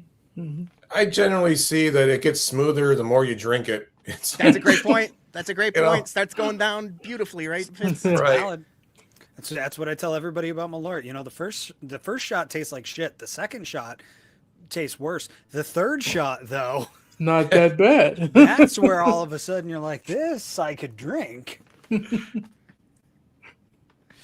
Guys, if you have anything in the chat that you'd like to suggest for this segment, much like Fitz's segment, if you have any food places for him to check out, I've already got a few in the back pocket for some cocktails I'd like to make and present, some lesser known things that I'm sure some of the old heads out there are going to recognize right away, but maybe some of the younger folks won't realize is actually, a classic for a reason. Things like that. I'm all about presenting things in a constructive and new way. If anybody, like I say, if anybody has any suggestions for us, throw them out there because we're all ears for stuff. Peter, I was going to ask you about Taquitos Chicago. You've partaken, haven't you? Yeah. So I love the review. I'm glad you went. Another fellow bum, our guy, my hermano, the original Mr. Joey P. Yes. He's 2 blocks away from that place. Oh, so, is he really? Okay. So after a late night, tailgate, or after, it's one of the only places, credit to them. Nowadays, it's tough to find a good 24/7 spot. Yeah. Unless, you're going to White Castle or something like that. Their shrimp tacos are lights out. They do they do a spicy shrimp taco, and that is fantastic. So yeah, I'm a big fan of Taquito Chicago. I know you mentioned their salsas. They're all homemade. They're unbelievable. Sometimes they'll give you some that aren't necessarily their standards. They'll make some like one-off salsas for like the weekend or whatever. It's a really good spot. So I'm glad you liked it, and I'm glad you reviewed it. So it's a good spot. Could just taste the roasted vegetables in those salsa. It was just something about it. It was really good. That's pretty cool, man. Because I've always had that question. Like a lot of people, you get sauces and they want spicy, they want super spicy. And I think there's a time sometimes, like you got to be in the mood, you know what I mean? But I don't want to burn my face off and defeat the flavor of whatever I'm having. If it's steak tacos, asada, whatever the case, even shrimp tacos, you know what I mean? I don't want to burn the flavor of that off. When you get salsa that has like the vegetable flavors and what you were talking about, Fitz, some of them are spicy, some of them are more flavorful than spice. What do y'all like better in that situation? I'm all about the flavor, definitely. I love heat. I love that. Heat doesn't bother me, but I love when you can mix the two, the heat and the flavor. You got something. You got something special, yeah. That's the way I look at it too. And it's always something that, like, at least for me, like, you don't want it to overpower your meal. You want it to accentuate your meal. Right. So like whether it's green salsa or red salsa, I know some people are like only red or only green. I know one guy that mixes them both together like a crazy person. But whether or not you do red or green, you just definitely want it to accentuate the flavors and not like overpower them. Where's your Pete? What you have one place to go to get tacos? Where are you going? So I grew up in the McKinley Park, Brighton Park neighborhood of Chicago before we moved to the suburbs. And I still say, like, if you ask me or if I'm taking one of you guys and you're all invited, I go to Paco's Tacos on Archer. It's like right before Archer and like Kedzie-ish. Okay. But those they chop the meat there, they grill it there. It's almost like a taco stand, like people going in and out for work. Like there's like bar stool seating. It's almost like an Al's Beef, if you will, but for like a taco spot. Those are my favorite tacos in the city. If we're going suburbs, we got a place kind of by us that I say have the best Al Pastor tacos in the southwest suburbs, and that's Mexico in Palos Heights. Oh, I love that place. I love their Al Pastor. Yes. They have fantastic Al Pastor. Yeah, I've posted pictures from there a few times. I should just do a full out review, but yeah, my wife and I we love that place. It's sometimes hard to get a seat when you go out there, but it's small. It's small. We do like try to like date night like real quick. Me and my wife, she loves the coffees there too. Like if you're, I didn't even know they did coffees there. Yeah, they do some good ones. If you're there like in the winter, get a nice little coffee with it. But that really love that place. It's I'm glad I'm going to a good spot. Would recommend. Yeah. Good stuff. No, I got to say, easily my favorite spot in Chicago for tacos, and I've only been a couple times. I genuinely don't remember it because I only go when I'm, fucked up. But my cousin drags me there every time. So next time I'm in town, I'll ask him to name drop it for me. He's taking you to Taco Bell. Let's stop anything else. He's taking I Taco swear, Bell. I don't know where he took me. Last time I went there, it was like 1:30 in the morning, and the place was packed wall to wall. Yeah, that's I was like, you know, all right, so we're in for a good time. That's I think of all of the just styles of foods I get more and more just try taco places, and there's so many of them everywhere. Yeah. And it's almost overwhelming. And I look at this list, I'm like, I don't know where to begin, because it doesn't matter where you're at in Chicagoland, suburbs, city, north side, south side, west side, even close to the lake. You get really good tacos in this town, and so. Yeah, I'm trying to get into that, but it's very intimidating, just with how many places and how to go there. I love tacos, man. Yeah, they're great. I love making them myself. Yeah. I make shrimp tacos by myself. I love making shrimp tacos. Love it. Man, all right. Who's hungry? Let's get started. Had a few drinks. I'm starting to get a little hungry. I was in the comments last week, and I said, Fitz, your background makes me hungry every time I look at it. Oh yeah. I mean, the RC, the beef and the fries. Sign me up. That is from McDuck's at Belmont and Kedzie, and right off the Blue Line station. That's where I took that picture. It's where I had my first pizza puff ever. Really? I finished as an off my 8-year-old last pizza child puff in the deep freezer, man. Oh man. So I gotta go. That's where that photo is from. You gotta re-up now. I don't know what I'm gonna do, man. Oh, you're out of your frozen ones? I'm out of them. I killed off the last one. I gotta drive 8 hours one direction or the other to go get more. Oh gosh. Damn.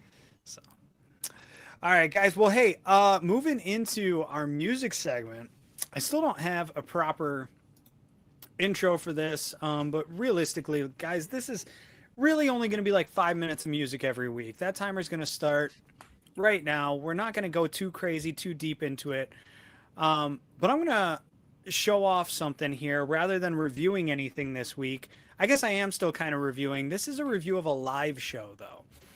I don't have an album or anything in particular. This tour was for All Time Low's newest album.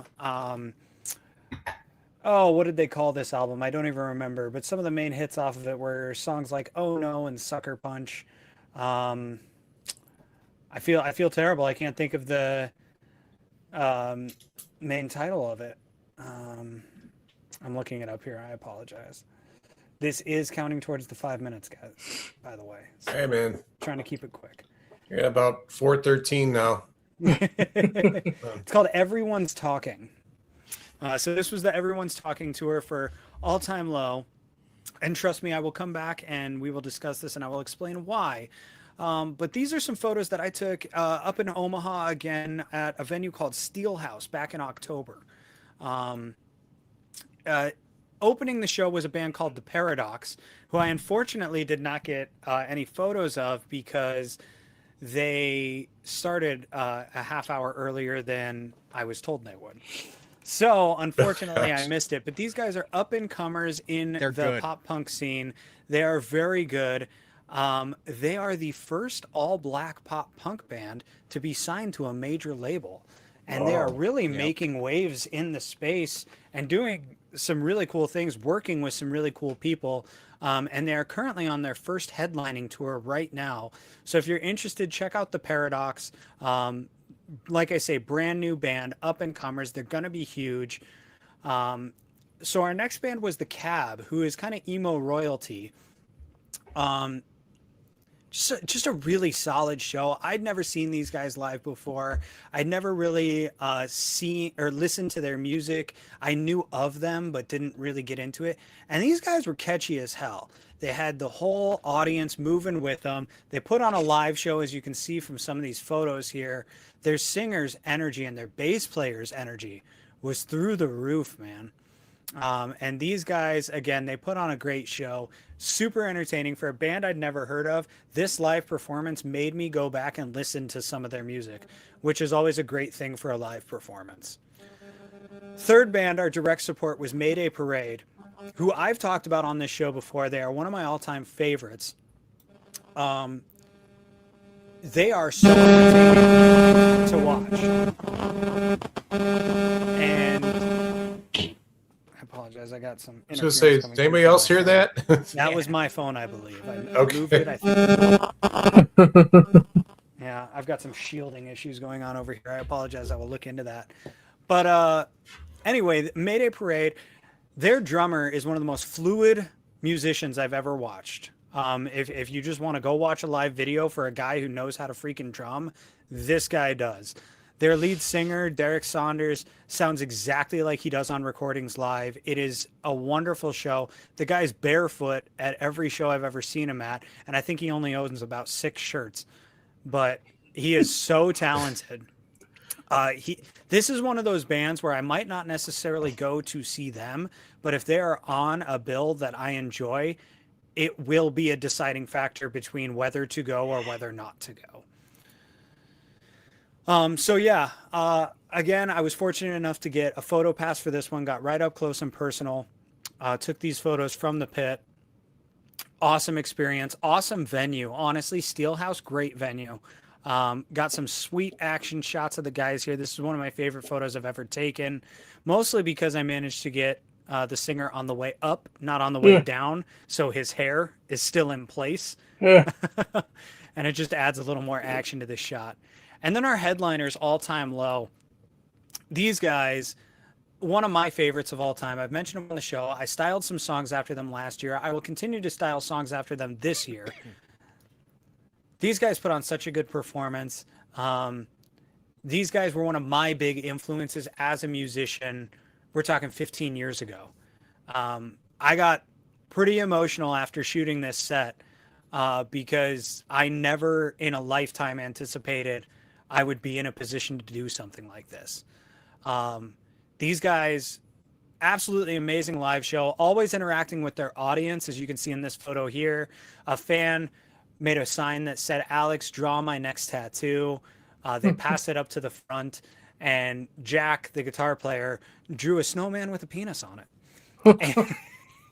And they handed it back to the guy, or to the girl rather, and another guy in the crowd hands a business card up to the front, and he's a tattoo artist, and on the back it says, "Will do for free."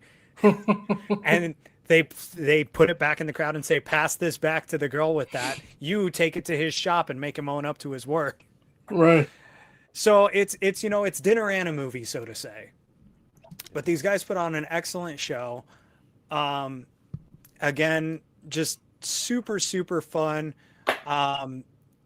Visuals, photos, everything. If you're familiar with the band Yellow Card, their guitar player is also a live member of this band.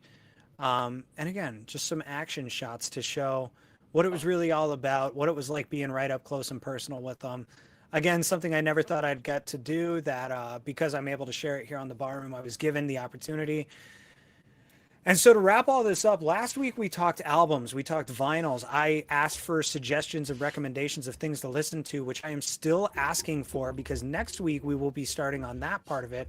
But I am also now throwing out their live performances. If you think that there's a band going on tour that would be awesome to get a review of from, you know, somebody who's not normally a fan, or maybe I do turn out to be a fan of this band, but I can get photos, I can get up close and personal, I can do these things and review it here on the show. If we want to, All Time Low. So I've been a big pop punk guy since high school. That is still technically part of this same tour that I took the Yeah. pictures from. So yeah, and then the Paradox are going to be at Riot Fest. If you guys Yes. are familiar with Riot Fest in Chicago, the Paradox will be there. So I'm going to be there for Friday and Saturday of Riot Fest. So just so you weren't speaking into the void by yourself, I am a pop punk guy. I like the Cab. Absolutely. I like all Well, those guys. Hey, another Chicago area band that I'm hoping to go see in a couple of weeks, Action Adventure, coming through town. I've photographed them before. I am hoping to get to go photograph them again. I've been talking to them a little bit about that, and you know, knock on wood, trying to get them on the show to talk about the life of you know, being a sports fan while touring, and you know, what it's like to be a touring musician and everything. We'll see if that happens. I don't want to get too far ahead of myself, but I'm hoping we can lock that in sometime this season. My junior year of high school, grew up in New York. and had a high school classmate whom she was close friends with, who turned into a professional musician. And when he would tour through the Denver area, they would always go catch dinner together. And his name was Billy Joel. And he was on one of his tours with Elton John. Oh, wow. You know, doing the Dueling Pianos tour. So this was like 2010, 2009, somewhere in that range. It was one of the, I think it was the last time they did that like Dueling Pianos tour together. And she made a comment about, you know, going out to dinner with Billy Joel and then going to the concert afterwards. And I was like, wow, that sounds like half a great concert and a wasted dinner. Oh my gosh. I could not stand Billy Joel in high school. And I didn't know this about her at the time. And she blew up, man. And for a little more context on this, you all have a vague idea probably of my English teacher at that point in time, because if you've ever seen the show South Park, Mm-hmm. Where are you going? She highly influenced the character on that show. Really? Trey Parker and Matt Stone based the characters on South Park off of people in their real lives. You know, as you all know, Stan and Kyle are based on them, and Cartman was a guy who picked on them in school, and so on and so forth. And Kyle's mom is based on my old English teacher who taught them at Evergreen Middle School, Colorado. That's so incredible. imagine now, so let's rewind this conversation now. Now imagine Cartman tells Kyle's mom that Billy Joel sucks when Billy Joel is her best friend. Tough scenes. Tough now scenes. you understand why I got in so much trouble for that comment. That's unbelievable. Yeah, I don't think I gave my. I started talking about all time low, and I realized I didn't give my answer. But it was it's not recency biased. I just didn't think it was ever going to happen. I was a huge Oasis guy. They came back. I was able to go to Soldier Field. I was on a different podcast talking about how I was crying in the concert because people couldn't believe. But it was one of my all time shows. So I'm a huge Oasis guy, and the fact that they even came back, I didn't think it was going to happen. So. That was it. Nice. Man, I guess it's hard for me to choose, man. I've been to a few different concerts, and you know, I like several different genres of music, right? So I'm gonna throw two of them out there. One is a Young Jeezy concert that I went to. That was fun. I had a blast at that. And believe it or not, a Maroon 5 concert. I went with. Seriously. Yeah, it was. Wow. Yeah, Okay. it was fun. I liked their first album. That first album was my favorite. Songs About Jane or whatever. Yeah. That was. I just liked that album. I enjoyed that whole album. But yeah, I like their concert. They put on a real good show. It was fun, and I like to go somewhere. You know what I mean? Like you said, Zim, you spoke about it, right? You know, you pay some money to go to a concert, and it's different than, you know, they're putting on a performance and they interact with the fans instead of just, you know, get on the stage and hold the microphone to the audience and let them sing and perform for you. You know what I mean? So it's a different vibe. So I like to see somebody put on a show and actually, you know, put some work into their craft that they do. You know what I mean? Yeah, because I mean, it's part of being a musician is performing live. If you can't back it up by performing live, yeah, it takes away from the, you know, aura, to use the term that the kids use these days. You know, I'll throw another one out there too. One more that I'll throw out there. And he recently did a concert, but I went to a Jay-Z concert a long time ago, years ago. Okay. And one of the reasons I bring him up is because you're talking about that, right? Like, he put on that performance, and if you look at the performance that he did in what was it, Yankee Stadium a couple weeks ago or something like that, I think. Just the ability. The dude's like 56 years old, and the ability to go word for word on his songs when most people can't do that half his age, right? And to me, it's a difference between a person that really does something with their you know, their craft or whatever, whether you like his music or not. You know what I mean? You got to respect the effort and the talent behind it, because there is a talent that goes into it. There is, crazy. yeah. And I don't know if I can pinpoint anyone. I can pinpoint plenty of bands that, like I said with Mayday Parade, they kind of make or break a lineup for me. Mhm. And, thinking about guys, you say Jay-Z, guys who haven't aged for me, as Danikin leaves us once more. He will be back soon, I'm sure. But a guy who didn't age, weirdly enough, Weird Al, has held up over the years. He is on tour actively right now. He was at Riot Fest last year. Exactly. He was at Riot Fest last year. He's playing the Ohio State Fair this year. He's doing all kinds of crazy stuff in his old age. I think he's in his 60s. But even still, it's crazy how longevity has kept up with him. But yeah, I don't know if I could pick out any one individual performance that really stood out above all else to me. Yeah. I don't know, guys. You talked about it, and I'm sure you could pontificate it better, but Danikin mentioned it, is like a lot of the times, especially in a live performance, you could really tell like who's like using the studio magic, especially nowadays with the technology and like, the last like 10 years or so of like anybody could, make a song at home or whatever. But once you're out there on stage performing it live, it's make or break. And a lot of times you can't hide behind all of those, effects and stuff. Well, that's it. And what's really fun is when you find guys that you didn't expect, like Action Adventure, a band I mentioned earlier. They have two singers, and their second singer is a big dude, and he's got this power behind his voice that like on the recordings you kind of get, but then like live, like I was standing at the back of the venue and he started singing, and I was like, I felt that shit in my chest. I was like, whoa, this dude's got some chords on him, and stuff like that. Like seeing Sleeping with Sirens live, which I know is another new age band, but the singer has a very high voice, and you kind of expect him to go on stage and to falter with it because, it's not easy to sing high for long periods of time. And then all the music cuts out and he does a vocal solo and you're just like, holy shit, this guy can sing, And it's kind of like Axl Rose in recent years, he's kind of lost some of that. But then he came back. And like the thing that I was talking about with my dad years ago, actually, was like of all the guys with that higher voice from back in like the 70s and 80s, that kind of power metal-y voice, who would have thought that Axl Rose is the guy who would have held up the best? No way. Out of guys, like Vince Neil or like Brian Johnson or Geddy Lee, like all these guys, their voices have kind of faltered over the years.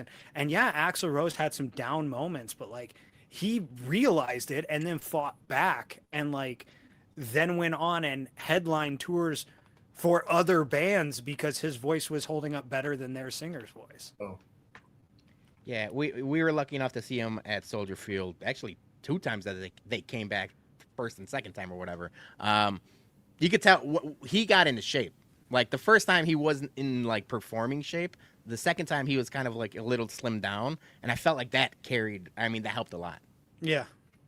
Yeah, I think that when he broke his foot and had to sit down for a while to perform, I think it actually helped him rehab his voice and pay more attention to the way he was singing. Because I do remember that, yeah. Guys, your music discussion there, man.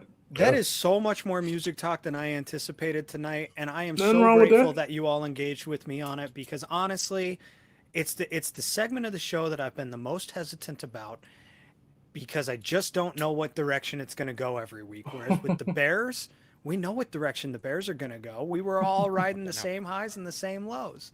We know what direction Fitz's food review is going to go. It's going to go straight to the refrigerator, man, because I'm fucking starving now. Dude, he got me with the throw. What did you say, Fitz? Is they're in the MVP race? And it's a 329, huh? Yeah. Not bad. They got a good rating. Solid. Yep. Solid. It, man. I'm still waiting for the day he hits a 400. I will. It's going to be hard to do, man. That's hard to do. What's the highest rating you've ever given? So far, it's been Hagen's 350, 351. They're just what everybody talks about is like, one, the food is great. 2, they're celebrating their 80th year. It's just everything about it. It's like everything. It's a quality. It's nostalgia. It's longevity. All those things kind of go into it. And again, it's totally your thing. You know, if I had somebody do a mini review at a Bears game, and they gave the RC and Jim Beam a 5.25. Okay, that's that's what he thought. So good, So it's kind of just evolved over the years. It's just supposed to be fun, a conversation starter. So I think it does a great job, and it your point is to give it kind of a general idea of how good it is. So I think it does a really good job, man. I think you've nailed your system in the sense that you haven't nailed it at all. Yeah, it just is what it is. Yeah. You say, like, what's your favorite thing? It's like it's everyone's is different, and it's all based on different things. It's like based on where they went as a kid. Right. That's what neighborhood they lived in, because there's so much good stuff around here. I mean, I've got 90 videos, and I haven't even scratched the surface of Chicago. Oh God! And it's whatever you've done 90 videos, and in that time period, there's been more than 90 restaurants closed and 90 new ones that popped up to replace. Probably exactly. Yeah. Have you? And I haven't seen it, and like we've come through like this kind of like, are we gonna do it with our tequila and bourbon reviews? Is like, if we're gonna trash something, I'd rather not even post it, or like we're not gonna trash some place just to trash it, but we do want to be honest with our whiskey reviews. Yeah. Have you been to a place that's so nice? I just feel bad. It's just not in my nature to trash something. Right. This is a person's business. It's their livelihood. I don't think I'm ever in the position of, say, Dave Portnoy, that would, my review would be so much that it would affect a person's sales, but just not worth it. Just something about it. I just stay away from that. Yeah. Nothing wrong with that. So if I posted, I liked it to the degree that I liked it, hit the right buttons. If you were a He-Man fan, especially, I grew up with it. It was right in my wheelhouse. So I would give it a shot. Nice. I'm gonna check it out. I was always gonna like it. I grew up a huge He-Man fan. I got Oracle back there. Oh yes. So I was always gonna like it. Yeah, that was good. I enjoyed it. And I haven't watched anything recently, but I plan on watching this movie on Netflix. It's been out for a little while. I think people have talked about it or whatever, but I haven't seen it. I heard it was decent, and I wanted to check it out. It's called Carry On. I'm not sure if you all have heard of that. I know what you're talking about, but I'm going to check it out and see if it's. I think we talked about it last year when it was pretty fresh on Netflix, if I remember right, with Jason Bates, right? Or Bateman, yeah. I don't know who's. Is it? It might be. Yeah, I think it was. It's Jason Bateman. It's a really good one. Yeah. Okay. It was very enjoyable. I didn't anticipate watching it. I turned it on and didn't turn it off. So it got me right away. I was hooked in the first. It wasn't like anything I was, I'd heard anything. I literally went in blind. It was on my Netflix homepage. I was like, why not? And couldn't stop. So yeah, I think you'd enjoy it for sure. Pete, you got anything for us? Yeah. So watching. I'm going to use this as a little tease. So we do the Bumcast. We talk White Sox and Bears on Monday night. I've got my own pop culture music and movie show called The Baloney Show on the same Chicago Sports Bums YouTube channel. I'm a big Marvel guy. I watch Spider-Man. I'm going to deep dive into it this weekend. So that'll be on our channel. But spoiler alert, I really liked it. Do you have to watch all of them to understand? So, honestly, I think they did a great job, and my wife likes Marvel, but she's like casual. She's not deep diving and watching the YouTube videos about it and stuff like that. I think they did a really good job of recapping like what you missed in case you didn't watch it. Like, because at this point there's been like 4 Spider-Man movies, and like he's been in the Avengers movies, so like you really have to know, but like everyone knows Spider-Man, right? So I think they toe the line pretty well of like you don't have to know what's happening. When that first came out, I had 2 babies, so I missed the first set of Spider-Man movies and just never got into it. The Toby and the Garfield. Yeah, the Tobey Maguire ones. Yeah, I never saw that. But I would like to maybe just sit down one day and just watch them all on a nice rainy day. My son, I'm supposed to be taking my son to go see that Spider-Man on Friday, I believe. So, all right, yeah, we'll do that. We'll definitely go see that.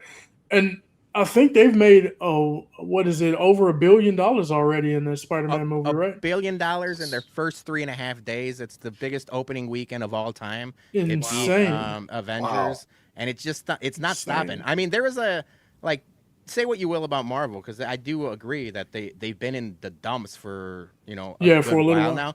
There's a fever for Spider-Man. I feel like those Spider-Man movies are always going to make money. Crazy. And actually, like I said, it was actually good, so I was happy with it. Okay. The budget was $250 million. It made over $1 billion already in 3 days. 3 days is crazy. Marvel needed this kind of movie. That's insane, though. Man, that's insane. That's pretty good. Craziness. Yep. Guys, I think we have one last thing. Fitz, do you want to take it away or shall I? Oh, well, yeah, we got a little giveaway to go here. We got a ticket to Bears training camp next Thursday, August 13th. If you're interested, we're going to send out a post, I believe, tomorrow. And what you're going to do, like all these other ones, you're going to like it, retweet it. Follow Bear Their Souls, follow Zim, follow Danikin, follow myself, and you will be entered to win a ticket to Bears training camp on August 13th. That's next Thursday, so be on the lookout for that. And, go Bears. I'll be there, too. I'll be there. So if you win it, see yours truly. There you go. So bring him an RC, and if you do get it, bring him an RC, man. I'll have some RC on hand if they. No, I was going to say that they should bring you an RC. Fitz. Oh, bring me an RC? Okay, yeah, even better. So be on the lookout for that tomorrow. We're going to put something up about it. We will draw on Monday, so you have plenty of time to know that you're the winner, make arrangements to go, and enjoy some training camp, Yeah. Not everyone gets to go. There's super limited tickets, and it's our way of giving back to those of you who listen to us. Talk about nothing week in and week out. So, guys, I think that's about it for tonight. I had so much more to talk about, but we've only got so much time to talk about it all. And, maybe one of these weeks we'll throw on an after show, or we'll throw on a bonus episode on a Saturday. I don't know. I'm just spitballing right now because I don't know what else to say. I want to keep talking. I love talking Bears. I love talking music. I love talking movies. I love talking food with you guys. And that's what we're all about here at the Bar Room. That is what this is about. As it says in the intro, just three guys being dudes. We're talking movies, music, Bears, and food. All right? That's what we're all about here. Peter, thank you so much for joining us tonight. This was a blast. I appreciate Shout all out three your of you guys. stuff, man. So I'm part of the Chicago Sports Bums. We have our flagship show, The Bumcast, on Monday nights. Our tagline is Talk Sports, Drink Whiskey. We're very White Sox and Bears heavy right now, but we do throw in some nonsense, some pop culture, and just some general headlines, fun things like that. That's on Monday. I have my own show, The Baloney Show. That's music, pop culture, movies, wrestling, whatever I kind of want to talk about. That's also on the Chicago Sports Bums YouTube channel. And then mainly, Fitz mentioned it earlier, our Whiskey at Comiskey tailgates. We got 2 left for the season. Those are in Lot B at the Chicago White Sox games, and free food, free drinks for everybody. If you guys want to RSVP, we'll have links on all of our socials at Shy Sports Bums. But I appreciate the time. This was a blast, guys. Thank you. You coming down to Kansas City for any games, for any tailgates? I've been meaning to get to Kansas City. I got a buddy that's a huge Chiefs fan, so we always say, we got to kind of meet up, but we haven't yet. So that'd be fun. Let me know. I'll drive down. And my wife and I always, we do like to travel for either football or concerts. So there might be a chance to, we just meet up in Kansas City for a concert. Yeah, I'm heading down to Kansas City in September for the Sox series. So looking forward to that for sure. Yeah. Chiefs games are too expensive, man. So, all right. Well, hey, thank you so much again for joining us. Danikin, thank you so much for everything you had tonight. Fitz, you two guys, do either of you two have any shout outs you'd like to give? Hi guys, shout out. My daughter is halfway across. Well, she's on her way halfway across the world right now. She's chasing the dream, and I can't be more proud of her. And it's been a interesting day. But yeah, shout out to the international spy, Andrea. She's international right now, and she won't be back for a month. So if you see me out there crying, you'll know why. It's just, We'll understand. I hope that day never comes. Yeah. We'll understand. Danikin. Shout out to you guys, man, for sure. Peter, thank you for joining us, man. We had a blast. It was good talking to you, chopping it up with you. It's always fun to bring in people. And we'll do that for more, going forward in this show. So we're looking forward to it. Shout out to the Three Kings of the Midway podcast. We have that coming. And a new episode will be dropping next week. We'll be going forward with it every Tuesday. That'll drop. Y'all pay attention for it. Look out for it. We got some stuff locked and loaded for you guys. Nice. Guys, I think that's it for this week. Thank you so much for listening. Thank you, chat room, for sticking around. PZ, Cliff Victoria, Casey, Mikey. I know I saw more out there, but those are just the guys I see still here at the end. So thank you all for being here with us. You guys have a great rest of your week. Hopefully a positive week of training camp with lots of positive things to talk about next week. Send me your music reviews and follow all of us at Raging Bear Fan. Danikin, what's your tag nowadays? The new one. I created a new one. Yeah, DG3 yeah, Danikin. Danikin_DG3. There we go. And Fitz at Cheap Seats 411. Follow the page at Bear Their Souls. Like I said, I am at Raging Bear Fan. I'm going to be done babbling now. We're going to sign off. You guys have a wonderful, wonderful weekend. Wonderful week. Where's my... What are you looking at? Oh, it disappeared on me. I couldn't find the end stream button. It doesn't want me It looked to like end. you were looking at a fly that was flying around somewhere. No, I'm looking for the end stream button, guys. It camouflaged itself in. It wants us to stay alive. It wants us to keep talking, but I have a bedtime. I have a job in the morning. So with that, bear down, and we'll see you next week. All right. Good night. There's a party over here and a party over there. All my Bears fans, let's get your bear